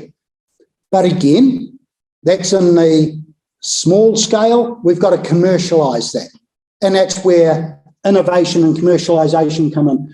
Okay, different crop. You can see the fence. Hey, this is almost ready for harvesting. And you can still see the fence. What, didn't it grow? Different variety. You're not going for any fibre out of this. You're simply going for the seed harvest. And just to clarify, there's the height. Okay. The other one, you stand like this and you're only halfway up the stem. So check what seed you're getting. What is the market? What is the opportunity? How much fibre are you getting? How are you going to manage it? How's it going to be reincorporated? You go for the low crop at this density, you've got more opportunity for weed. You go for the high crop and you've got less opportunity for weed because it shades it out. So you look at a whole lot of those things. if you're going to grow something with glyphosate or any other chemical, hey, advertise the fact if it's that good. Tell everyone. Don't hide it away. Don't say I'm spray-free or I'm, this or that or the other. I'm regen ag and think you're something special, because you're not. It's just conventional with a different guise. And these are important factors that we've got to, be aware of. Okay, so the hemp cake there, have a taste down the back. Some already have. The same product, you can crunch it in your hand and get a nice sized grit, or the first bowl you can use as like a potato chip for in dips, etc., on salads and things, or put it down into a powder and you can use it as salt and pepper. You can put it into your smoothie or whatever you like. Okay, chicken-free chicken. Talk about tell the story. I challenge you, next time you're in the supermarket, to give yourself an extra 20 minutes and write down on a list or take a photo of every product marking itself as something it isn't. Greenwashing. No, not even greenwashing. Every product marketing itself as something it isn't. If you're chicken-free, why put a great big chicken as your main item on the packaging? Chicken-free chicken? No, let's read the fine print over here. Extra virgin olive oil, yellow peas. Gluten-free, soya-free. So what is it? It's yellow peas and extra virgin olive oil. So it's not chicken at all. So it isn't. And that is a challenge, because if you're going to get involved, especially in an innovative sector, one of the things we've seen over a long time is farmers become removed from the marketing chain. And that's hugely important. My old man used to say, hey, farming's easy, Bill. You put the white stuff in the shiny thing in the corner of the shed, and somebody comes with a bigger shiny thing, takes it away, and a check arrives a month later. He was also involved in engineering, where you had shiny stuff, machinery that you made, and then you started chasing for the money. And it was never right. Or I wanted different category pin or whatever. So just be really aware of that and do become knowledgeable on that. Okay, the oil, there's the products there, just a bit of what I've just said about them. And do really go back and have a look at these. The analysis of them, and I am aware that Hills can do this. I'm not involved commercially. These were done by another company other than Hills, but I'm sure Hills could do this equally as well, or better. So the omega-3s and 6s in the product, and we're talking about the hemp cake here, is in the right ratios for the human body to assimilate. So there's no byproducts to be got rid of. And again, those are available on the thing. So's this slide, but 32.7% protein. This lady's 2.5 years into cancer, chemo treatments. She's on some new treatments again now. Every 5-6 weeks, she gets a haircut. Now, the drug she's on, the treatment she's on, she should have lost all her hair twice over. The hairdresser sure as hell can't believe it. The oncologist and the doctors can't believe it. But they don't put any credence down to the fact that since day one she's been taking the hemp cake. And there is an international evidence documentary around the seed coating of the hemp seed having beneficial aspects on that, particularly around hair survival and spots and things. Okay, 2 quotes here to look at. Perception is reality in the marketplace. I've spoken to that one. Hugely important to understand. Perception. What the person in the marketplace believes is what they believe, and that is real. The last one, most important, let food be thy medicine and medicine be thy food. Okay, and that's only 2,500 years old or something. Food is what's supposed to keep us healthy. When you're making food as a farmer, take on the responsibility. It is a challenge. The responsibility is that, and I often ask farmers I work with, how many meals a day, how many households are you in charge of their nutrition? A guy milking 1,000 cows. How many families are relying on him to supply the nutritional balance for that family for that day? That's a pretty serious question. So that's it from me. So, Richard, sorry, I'll probably over time again, but that's what happens. And don't forget to take your bag home with you, guys. Thank you, Murrell. Hey, thank you very much, Bill, for that run down and run through of some important considerations for the industry. And just before we get into the question and answers, I'm just going to go through a few slides that will help to sort of paint the picture of why hemp is going to be important for you and your business plans. It goes back to those four corners that I was referring to when I started around the farming, the food, the fibre and the health. So all of these things could together represent quite an opportunity. And we've heard about some of the diversity of the end uses, especially in the fibre side and the food. And we'll touch on those as we go through the next few slides. So it's you can see how all these little moving parts actually create the opportunity for $1 billion industry. But if we start with our farming, it's actually some of our speakers tonight have done a really good job of talking about the phytoremediation aspects. So cleaning and conditioning soil. So it's an opportunity for a farmer, let alone the cash crop side of things, to actually just grow a crop that's going to be good for their environment. But it does speak to, and what we're referring to there is lifting heavy metals out of the ground, because it's a bioaccumulator. You can be growing in a short period of time over a season, similar to maize, being 3 to 4 months, up to 25 tonnes of wet mass per hectare. So that's a lot of biomass in a very short period of time. And so if it does lift the heavy metals out and cleans and conditions soils, we need to know about it. What's the effect of the follow-on crop? So we need a lot more New Zealand studies and information about what this works for in our farming rotations.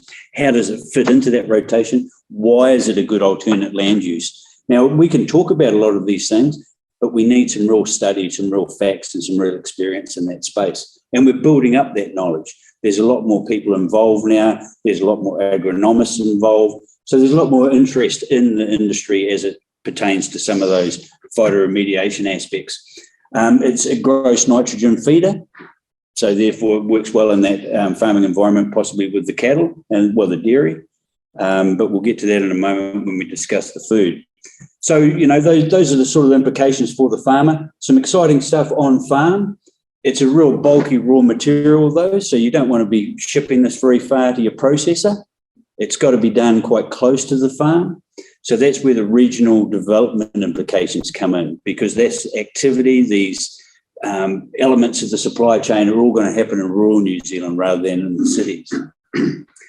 This is just a quick description, a slide showing the number of hectares grown. And as Bill mentioned, you know, a lot of growth and consolidation, then growth. And you'll see in 2018, a lot of the numbers went up considerably when the food law changed. And Canterbury and South Canterbury are the big numbers there, because they've continued to grow quite at scale the whole time. Nelson's coming through, and also the Hawke's Bay is a good example of, in 2019, 60 hectares down to 9, up to 89. That's because there's one main manufacturer there and they had enough seed for the season, so they grew less the following year. So it's very important as a grower that you know who you're going to be selling your product to. And we'll go through a couple of the value chain aspects of each of these industries in a moment, starting with the food industry. So growing for seed. This is going to be a wet crop that you're going to harvest. It's going to go through the whole growing cycle. So it's going to go all the way through to about 4 months. As it comes off the field, it's going to have a moisture content of around 20+%. If you don't get that moisture out of your seed within 2 hours, you will have a bitter crop, and that will make bitter products, and no one will want to buy your seed.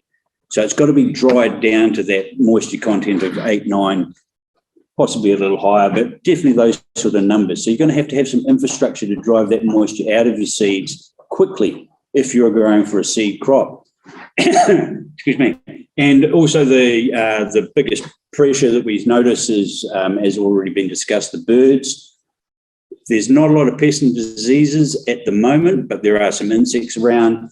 We've got to be wary about this. There is a mold, a hemp canker, that if it gets very wet, your product could be susceptible to, more so on the fibre side. But it's a growing industry and it's going to come up with all these issues. So we need to be aware of these sort of things, and we need to share knowledge in this space as well, so we can have in place mitigation processes to help us deal with some of these pest and disease challenges. The other point from a noticeable observation for growing for seed is the opportunities to multiply seed for the Northern Hemisphere, because we're at the same latitude in New Zealand as the Northern Hemisphere hemp industry is in Europe, for example, or North America. So we can make advantage of that by doing a second grow for each year by taking their seeds and bringing them down and multiplying them and sending them back. So it's something to consider about the opportunities in the hemp industry, and also the need for the breeding side of things to occur, because a lot of our varieties really need a lot of help. As a licensed grower, you're only allowed to grow approved varieties, and there's some 20 on the list, but none of them have really, apart from the 5 that have been added by Hemp Seed Holdings Limited, which are acclimatised to New Zealand conditions, not a lot of other seed varieties have really changed in all that time, and all of them need work, but they need to be dependent on what you're going to be growing for. So, if you're going to do a plant breeding program, what are the traits, what are the issues, what are the qualities that you're looking for? And this is what's sadly lacking, because we need industry to tell us what they're interested in. The other big news in the food industry, 2018, we all know hemp seed foods, of course, for celebration. At the same time, we lost access to the hemp food industry for animals, including both production and companion animals. That's another story, and we'll probably unpack that in a question. But the big news from a food safety policy is our food safety is decided in conjunction with Australia. We have the Food Safety Australia and New Zealand. There was an application made last year to that organisation to allow leaf and flowering tops and sprouts to be available as a human food. So in addition to hemp seed, there's the potential that we will have access to the rest of the plant. Now, this is very important from a full plant utilisation, because the economics of our industry only stack up if we can try and get the revenue streams out of all the parts of the plant. So having access to a human food market for the leaf and flowering tops would be a considerable bonus for the industry. Now, Fazans have received the application. It takes a year for them to open the application, and then it'll go out to consultation. So we could speed that up if anybody's got a spare $150,000. That will get that process moving a bit quicker. So that's some exciting things about the hemp food industry. If we look at the value chain, this is just an acknowledgement that we want to move away from a supply chain into a value chain. We don't want to be that commodity. We really need to add value and move us forward in telling that story correctly, because there's some mega trends out there in the market that really speak to how important sustainability is and how important people's perception of their products are. The consumer's getting a lot savvier, a lot more informed. And if we don't keep up with our story and tell the truth about it, then we're not going to be able to play on that clean green image that New Zealand's got a worldwide reputation for very much longer. And that's quite a concern. But it's also about how we're going to scale the industry, because we need, as I mentioned at the beginning of the presentation, continuity of supply is very important for all the industries that we want to feed into, whether it be a food or a fibre industry. So we need to be able to, maintain that high quality raw ingredient or raw material as a feedstock for those industries. Now, there's some industries that we just simply can't get into. If we wanted to make a pulp and paper and they turned around and said, well, I need 5,000 tonnes a week, we would be at a loss. I mean, if we go back to the previous slide, this one here, the total area, well, you guys can't quite see it, but it was 1,300 hectares a year or so ago. It was 860 last year. This data is coming out of the Ministry of Health under an Official Information Act. So we won't know this year's crop until the annual returns are done. And those annual returns, which are part of your licensing process, finish on the end of June. So they've got to be supplied to the Medicines Control by the end of July. So then we'll be able to source those statistics for the current growing season. But at those levels, we're never going to be able to maintain enough raw materials for some of these industries. So how do we manage that whole process? How do we get that to happen without burning the farmers? Because the farmers are ready to grow. If you said to a farmer, I'll pay you X amount of money, and that made sense to them, they would grow the product for you. But where are all the gaps in that value chain? And that's what this tour is all about. It's about asking, we can get the growers to grow, but who are they going to grow it for? So this is where we need industry in the room to say, okay, I've just heard something about the fibre that makes me think I need that in my business plan, and I'm going to use X amount of tonnage. And then we can start getting the grower to grow it. But the good thing about that scenario is that fibre user now has a specification. They know exactly what they want. And then they can they can explain that to industry, because then industry knows, okay, in that value chain, I'm going to have to buy a decortication machine or some form of primary processing. But if I bought the traditional hammer mill action of a decorticator that is being used overseas, that's fine, that probably do the job, but for that specific end user, that might not be what they wanted. So right about now, we have the opportunity to decide exactly where you're going to invest, what are the gaps in that value chain, and how to plug them. Now, there's going to be some people out there in the audience and the online community and the wider industry that are going to be going, I want to do new product development. But equally, there's going to be a lot of people going, I've got specialised knowledge in engineering. I can make you that decorticator. We've had 90 years of prohibition, so not a lot of work's been done in this space, and we've got this amazing New Zealand ecosystem of R&D people and engineers that are starting to look at these new products. Again, a mega trend going to plant-based, so producing seed and natural fibre. But how is it going to get processed? How is it going to get used? How is it going to get made into new product developments? It's all out there in front of us, and it's quite an exciting opportunity from that point of view. So if we can help match that demand and supply, we'll be able to scale the industry, and everybody's going to move forward in a really sort of collaborative, could be a really collaborative, and co-create this amazing new industry based on these inherent qualities of industrial hemp, food, and fibre. But as you can see, there's lots of steps in that value chain that we need to get right. And so there's a lot of need for communication between the end users and going all the way back to the farmers. And of course, we've seen examples of farmers going all the way through that value chain by producing their own oil and branding it. And brand's going to be an important thing. And getting a return that you're now able to get from a finished product, not as a commodity. So if we jump into the fibre, we sort of talked about the decortication and primary processing steps. So that's pretty clear. There's going to be a need for a lot of investment in that space. And I'm looking forward to going down to the Christchurch meetings to catch up with the people that have bought that decorticator in and had it commissioned. And since 2021, they've been able to produce hurd and fibre. Now, of course, the hurd has been going for the local construction industry, because there's enough builders out there that are wanting to build with hurd that there's created a bit of a demand.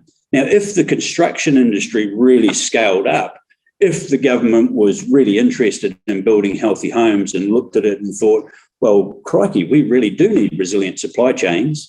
Jib is a good example of a missed opportunity there by some of our monopoly-owned companies. Now, why aren't we producing some of these products ourselves? Why isn't hempcrete as a building material, or hemp insulation, or medium density fibreboards being produced in New Zealand? Well, one day they will be, but who's going to do it? And when they do, who's going to grow it for them? So they need to get together and start talking about these things. So it's an exciting opportunity, especially given that perfect storm of global pressures around resilient supply chains. The consumer wants sustainability, the environment definitely wants a different way of looking at it, and even the regulator is going to have to come to their senses, because they're going to need healthy homes. and they're going to have issues around their export potential. So they need to really invigorate that primary industry to start supporting and the production of these export, not commodities, but the added value finished products. So it's an interesting time from that perfect storm point of view. And we want to really be working with other primary industries as well. We don't see ourselves as a standalone. I mean, we're in a farming rotation. We need your land for 4 months. If you're growing for seed, if you're growing for fibre, it could be 90 days, 3 months, because you tend to harvest earlier. When the pollen sheds, you'll be starting to think about harvesting your hemp fibre crops if you're growing for just fibre. If you're going to grow for a dual crop and try and get the fibre out of the seed crop by growing a slightly taller seed crop than some of the photos we saw previously, then you'll have to let it go all the way through the cycle. But those fibre crops, when that male starts shedding the pollen, that's the best time to step in. Those male plants probably have the best fibre at that point. And so this is a picture of the fibre, because we've been talking about it so much, and it's quite exciting, this whole fibre industry, because, seed for food, yes, that's very important. Nutrition, all big time, healthy fatty acids and a perfect ratio for human consumption makes sense, just speaks to how much of a relationship humans have with this plant, cannabis plant. But the fibre has the opportunity to really scale the industry. And for Waikato and the Matamata area and things, I think there's some real good opportunities there to grow some outstanding fibre. And if you were growing, in the trials, the guys from Hemp Tech who have the fabric down the end of the room, or used to back in the day, grew a crop that was like 4 or 5 metres tall, but the stems were not only 1 inch, but they were 2.5 across. And how do you harvest that? So there's the next question. Because that might be a great amount of herd, but how do you process it? But there's some engineers out there in the room that are going, give me a go, I'll show you. I'll weld something up, Kiwi ingenuity. I mean, these are all things that have export potential. If we don't create the processing equipment and the tech required to produce end products, we're going to be licensing it from probably a European or North American company. So right about now is the best time to get out there and start doing this new product development, because it's got export potential from that and the tech required to actually process it, harvest it, and produce those end products. So very exciting.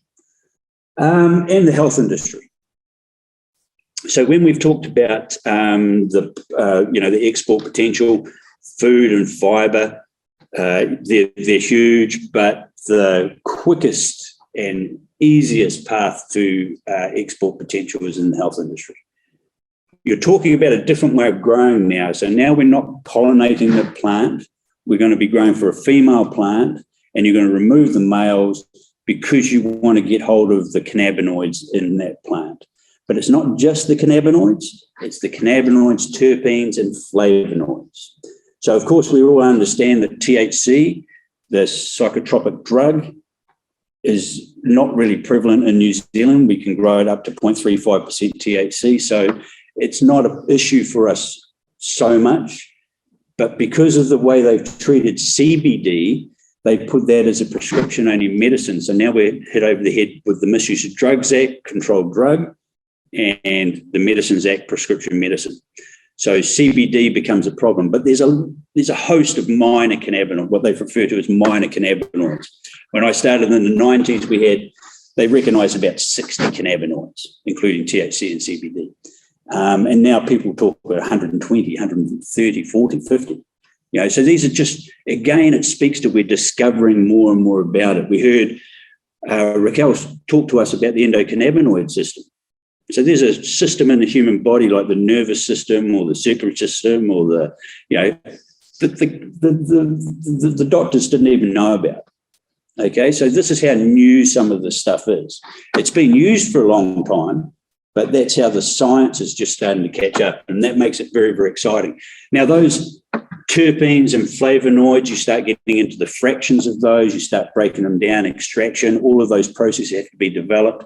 It freaks the Ministry of Health out completely, because as soon as you mention extraction to them, you're medicinal cannabis straight away.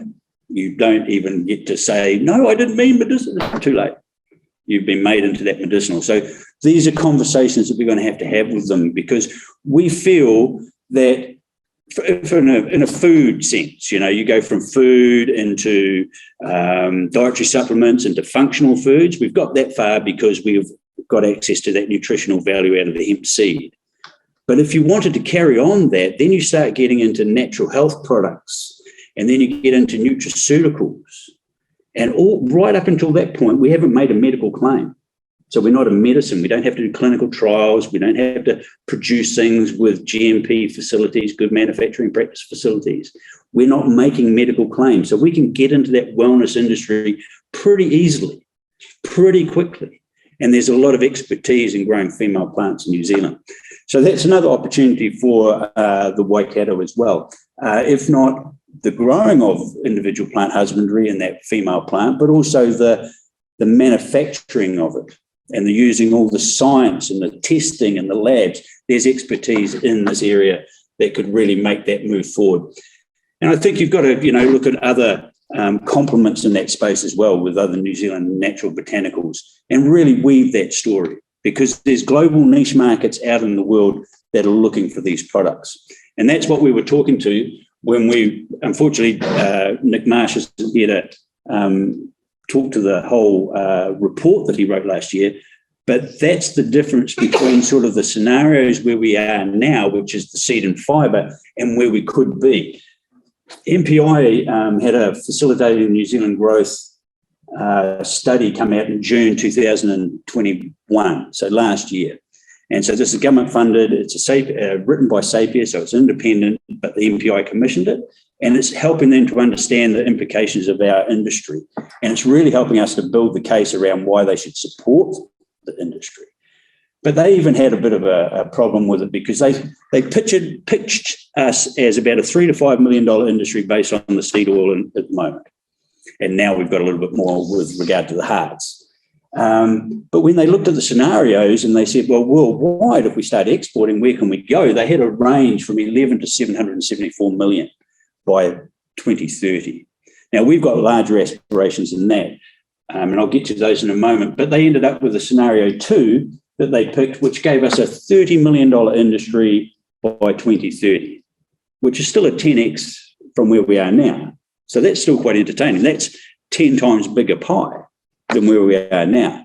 Our challenge for the Hemp Association and for the hemp industry in a larger way is to see if we can actually really start striving for something that has a really hairy, audacious goal, and that's the $2 billion by that level. But that may require some regulatory work. It may require the government to rethink their regulations. And when we've approached the government, we find back in the 90s we had champions within the ministers. There were people there that were able to make decisions. Rod Donald, Annette King, Philip Bunkle, these sort of people were really backing us to go forward.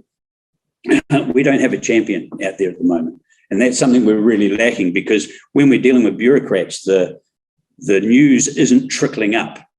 When you get a minister ask their ministry to do something, suddenly things start happening. And that's what we need to attract, as a minister, to do that. So the resources, I've just got a couple of slides here for it'd be great to keep in touch with you. We're working on that hemp industry strategy and the capability development plan. A couple of formatting issues, Bill, you pointed that out. This is because we put them all onto Google Drive and then I put them back into PowerPoint, and I'm not very thorough, clearly, because a couple have stepped in. Callaghan Innovation have a whole lot of roadmaps. There's one for seed, there's one for fibre, and there's one for medicine. And they really go through all the parts of the value chain. So they're well worth referring to.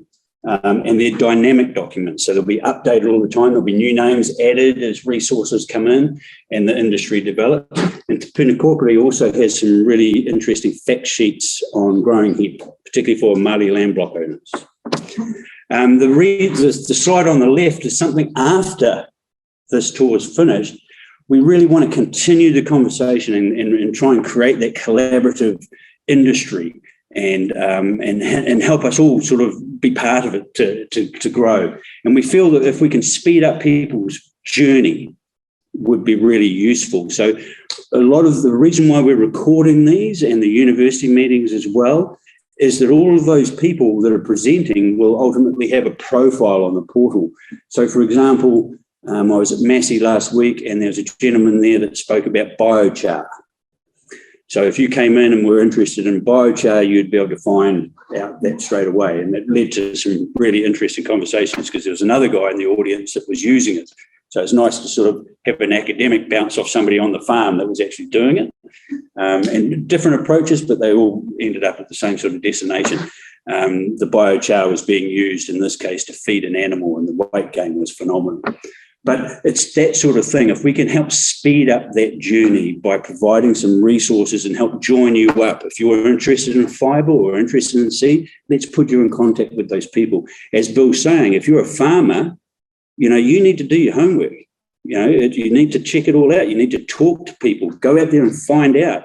And we should be able to make it easier for you to network with those other industry participants, because many of them will give you the benefit of their knowledge. And that will save you time, because we don't have time to reinvent the wheel. We've got to get this up and running quite quickly. Back to that sense of urgency around resilient supply chains, but also you've got climate crisis. We've got an unhealthy population because of the food they're eating, because they're living in crappy houses. All of these things can be alleviated if we really got involved in the hemp industry. So big thanks to not so much the Next Corporation, because Nick wasn't here, but OrganicAg, Bill, thank you. Hills Laboratory, thank you, Kim. And Global Canvas, thank you, Racquel. And a big thanks also to our sponsors, because without AgMart, we wouldn't have been able to do this. And you'll hear it a lot, chicken and egg in the New Zealand hemp industry. How do we get to that scale? That's a good example of a chicken and egg.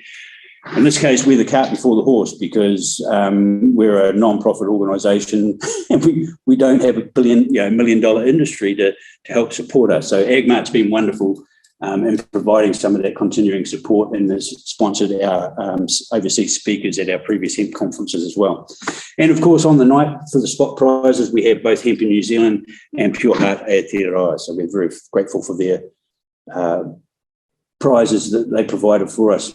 And one last push, the other thing about the collaborative portal, that will be accessible by everybody that's joined in the registration process. So you'll have an opportunity to check that out in due course. But if you want to keep in touch with the industry, if you want to be informed, we have a public newsletter that goes out every couple of months, but it's a members newsletter that has a little bit more detail and a lot more information. So it'd be great to have you as a member. We have a $25 supporting or student member, a $50 individual member, and a $100 business member. So it's not massively over the top at the moment. And that concludes our slides. So thank you very much for your time, and thank you to the speakers that have been involved this evening. We'll just do a slight transition into a Q&A. Please, if you have a question, any question. Yep, I've got one. One's if the THC is too high, what happens to your crop? So there'll be an adverse THC result. Yeah. So if you're over 0.35%, you're starting to get into that adverse range. If you're over 5%, 0.5%, you're probably going to get a Section 44 notice, and that notice will likely tell you to destroy the crop. How do you make sure it doesn't go above 0.25%? That's normally the varieties on the approved variety list are approved because they're industrial hemp varieties, and they've continuously and over a period of time, you need at least 2 years worth of testing to actually be approved on the list. But most of those varieties are going to come in at 0.1 or 0.2%. Now, there's a whole, it's an interesting question, because there's a whole issue going on at the moment around hot THC tests, because they've come up, no one's had them, until the last couple of years. And there's I don't want to put Kim on the spot here, but we're struggling to give you the answer to why they would be hot. And one of the things that has changed, that we do know has changed, is when the 2018 food law came out, they changed the definition of hemp THC content to be THC and THCA. Now, when I was talking to ESR, who are the people that before Hills was accredited as a lab, were the only lab that did it, they said, oh no, we used to heat our product up anyway, so you would have got the THCA would have been converted to THC. So there's a whole lot of questions that, from the industry's point of view, need to be resolved and need to be discussed. And what we've got going on is the Industrial Hemp Liaison Group, which is a meeting between MPI officials and the industry, and we invite the Ministry of Health along for that. And it hasn't had a meeting since November 2020, and there's going to be a meeting on the 8th of August, and that'll be a catch-up meeting. And then there'll be another one on, I think it's the 25th of August this year, and that will be when we start to unpack some of these issues. So between now and then, I'm going to try and have the opportunity to have a chat with the Ministry of Health people about this hot THC test, because it's not right. Because if you're a farmer, the last thing you want to do is run the risk of somebody sending you a letter saying, hey, that 10 hectares, it's gone. How many times has that happened that crops have been turned in? Back in 2020, there was about 6 in that year, but they all, none of them are crops like that have been grown with CRS1 or those sort of, the big commercial operators. It hasn't affected those seeds. It seems to be smaller operators, and therefore it could be a number of things, but realistically, environmental stress, which could be considered as something that would induce the production of THC, it can't account for some of these differences. So there's we need to get to the bottom of what this and THCA means, because chances are if they looked at it individually and said, okay, is the THC below the 0.35? Is the THCA below the 0.35? Then we'd probably be all right. But because they're combining them, we're getting these higher levels. So they've got, the other alternative is to move this level up to 1%, which has been quite popular overseas. Can they cross-contaminate with marijuana? Yeah, but it goes the other way. We turn the marijuana into hemp rather than the marijuana turns the hemp into marijuana. I was thinking someone put plants in your crop, say, they do it with maize. Sure, but two things about that. That was one of the reasons why they wanted to do the trials. Okay. But then they soon realised that, hey, we try really hard for our licences, so who'd be dumb enough to do that? No offence to... Other people. Like, oh, okay. Yeah, like by a roadside or something. Gotcha, okay, right. In that case, sorry. Yeah. Fair call, because I didn't think any of us would...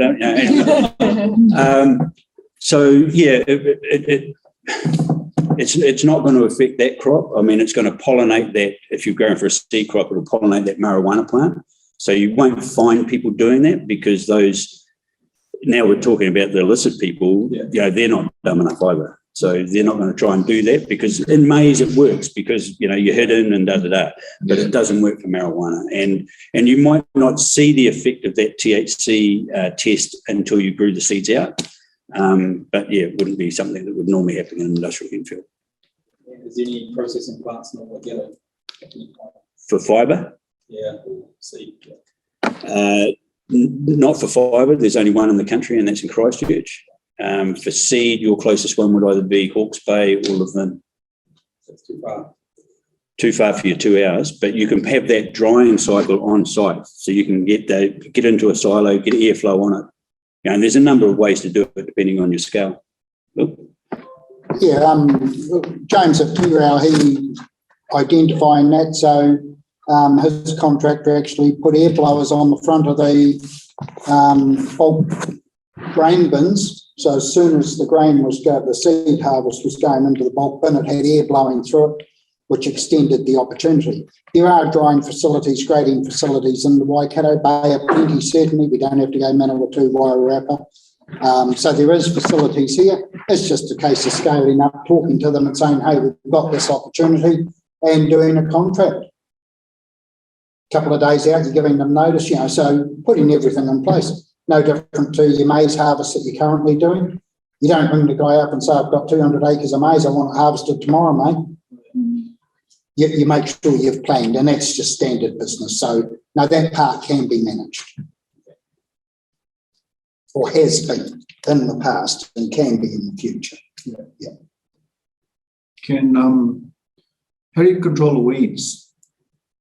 Because I know that when you plant and germinate, it is very vulnerable and susceptible to weed, but it gets its canopy and then it's controls the weed and then becomes a dominant factor. So in that period of time, how do you, like, you don't spray out? So yeah, what's the process? Is there a fact that you're taking a loss because of the weed competition, or?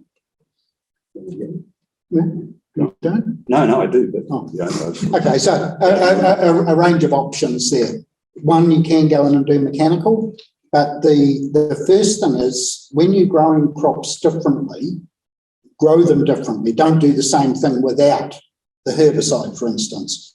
So one of the things you can do is move your crop slightly closer together, rows closer together, so your umbrellaing happens sooner, and that does it. If you're going for the tall varieties, that does it. So the photo you saw in my first slide, the big tall crop, not a weed in there. Didn't matter what germinated. Yeah, I was just thinking of that period of time where it's susceptible. Yep. Yeah, that's the when you. And it's that shadowing period, but there was no damage done in that period. If you'd left any creeper weeds in there long term, but they get shaded out by the tall varieties. Jones's short crop, I believe he went in with a mechanical cultivation. So he seeded by rows. Yeah.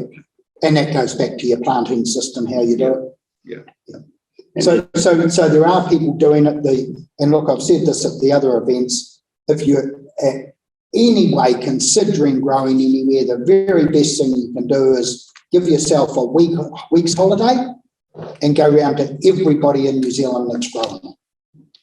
Make an appointment, take them a dozen of beer and a chocolate cake or $100 note or whatever it is, and pump their mind, because as Richard said, they're all willing to share. You might as well build on their experience than your cost.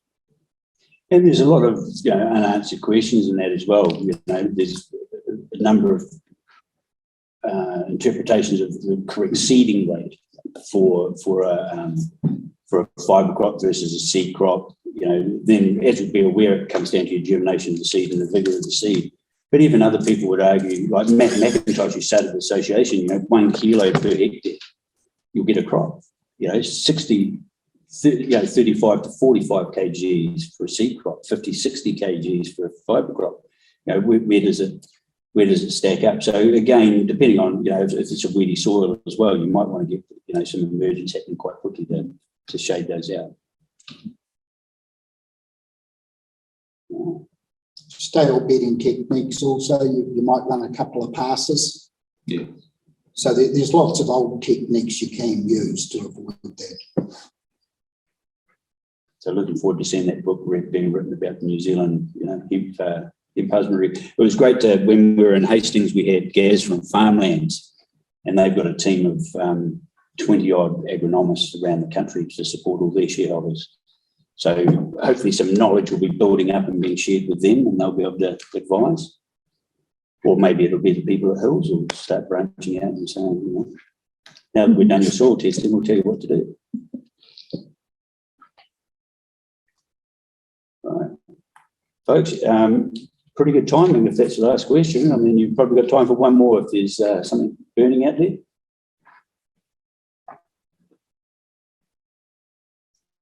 Sorry, what would the best variety be for seeds? Yeah, sourcing seeds. So you would need to have a license before you could be in possession of seeds, because seed is a class of drug, of course. Finola, that very short crop that we saw in the photos of James's, that was in Tirau. So it's, grew well here. So finola is an option. CRS1, CRS2, they're pretty good. They're Canadian, very short stature crops. So you're not looking at a dual crop at that point. You're looking for a seed crop. But that's going to be easier on, your more traditional combines. And then to actually source the seed to be your next question. So you'll probably end up going to some of the South Island seed suppliers. What does seed cost generally per kg? Bill? It depends what you're after. And look, the key thing in the previous question is sort out your destination first. I grew courgettes commercially for many years, and we had to have the right shape, the right colour. If we'd grown a different variety, we simply wouldn't have sold it in the marketplace. So find out what your purchaser, your end user, what their technical specification is. And that comes down to seed size, flavours, all sorts of things. So that's the key thing. Your price for seed, some of the people that you're going to do a deal with will actually supply you the seed at no cost, and it comes off the purchase price. So you're just a contract grower because they want to contract supply. Okay, so if you buy your own seed, actually, old George down there offered me a bit more than Jill over here, so I'll start jumping ship. That's not good for the industry, and it's certainly not good for the investors in the processing. So some of those guys already have seed stock. They know the seed stock they've got, and they will supply it on contract basis. Okay, and that cuts down your side. They also put, because they need your crop, they put in the support structures for you. So that's why I say get out there and really do your talking to everybody in the hemp industry, all 20 of them. It's a bit more than that, but it is achievable to talk to virtually everyone that's been commercially involved in industrial hemp. And so your seed suppliers, a lot of that is in that Canterbury, that Ashburton grain belt. You know, that's where they grow a lot of grain. So there's a lot of expertise in it. And as with all seed, you guys have done grain by the sound of it.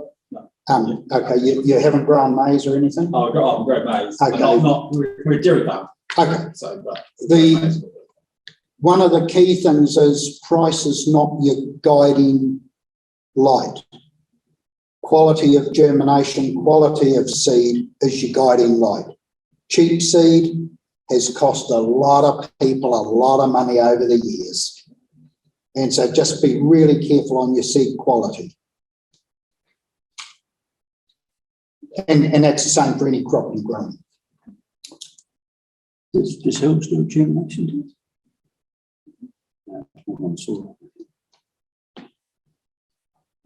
Right. Well, folks, I think that unfortunately, if you have some more questions, please just email admin at NZHIA or myself, or you'll see some feedback going on with the Humanitex campaign messages that we're receiving after the event, which will let you know when the recorded versions are available. And that link will take you to a Vimeo channel where all the recorded versions from all the meetings will be. So, yeah, well, in that case, then, thank you very much, everybody, for coming along. I hope that was of use and answered some of the questions about the emerging hemp industry and really got you thinking about, you know, where's your role in all of this and that value chain. So look forward to seeing you at another hemp event, such as the Hemp Conference next year in 2023 in Christchurch. And remember, take your bag of hemp cake home and eat it, or give it away. Cheers, guys. Okay, thank you. Cheers for that.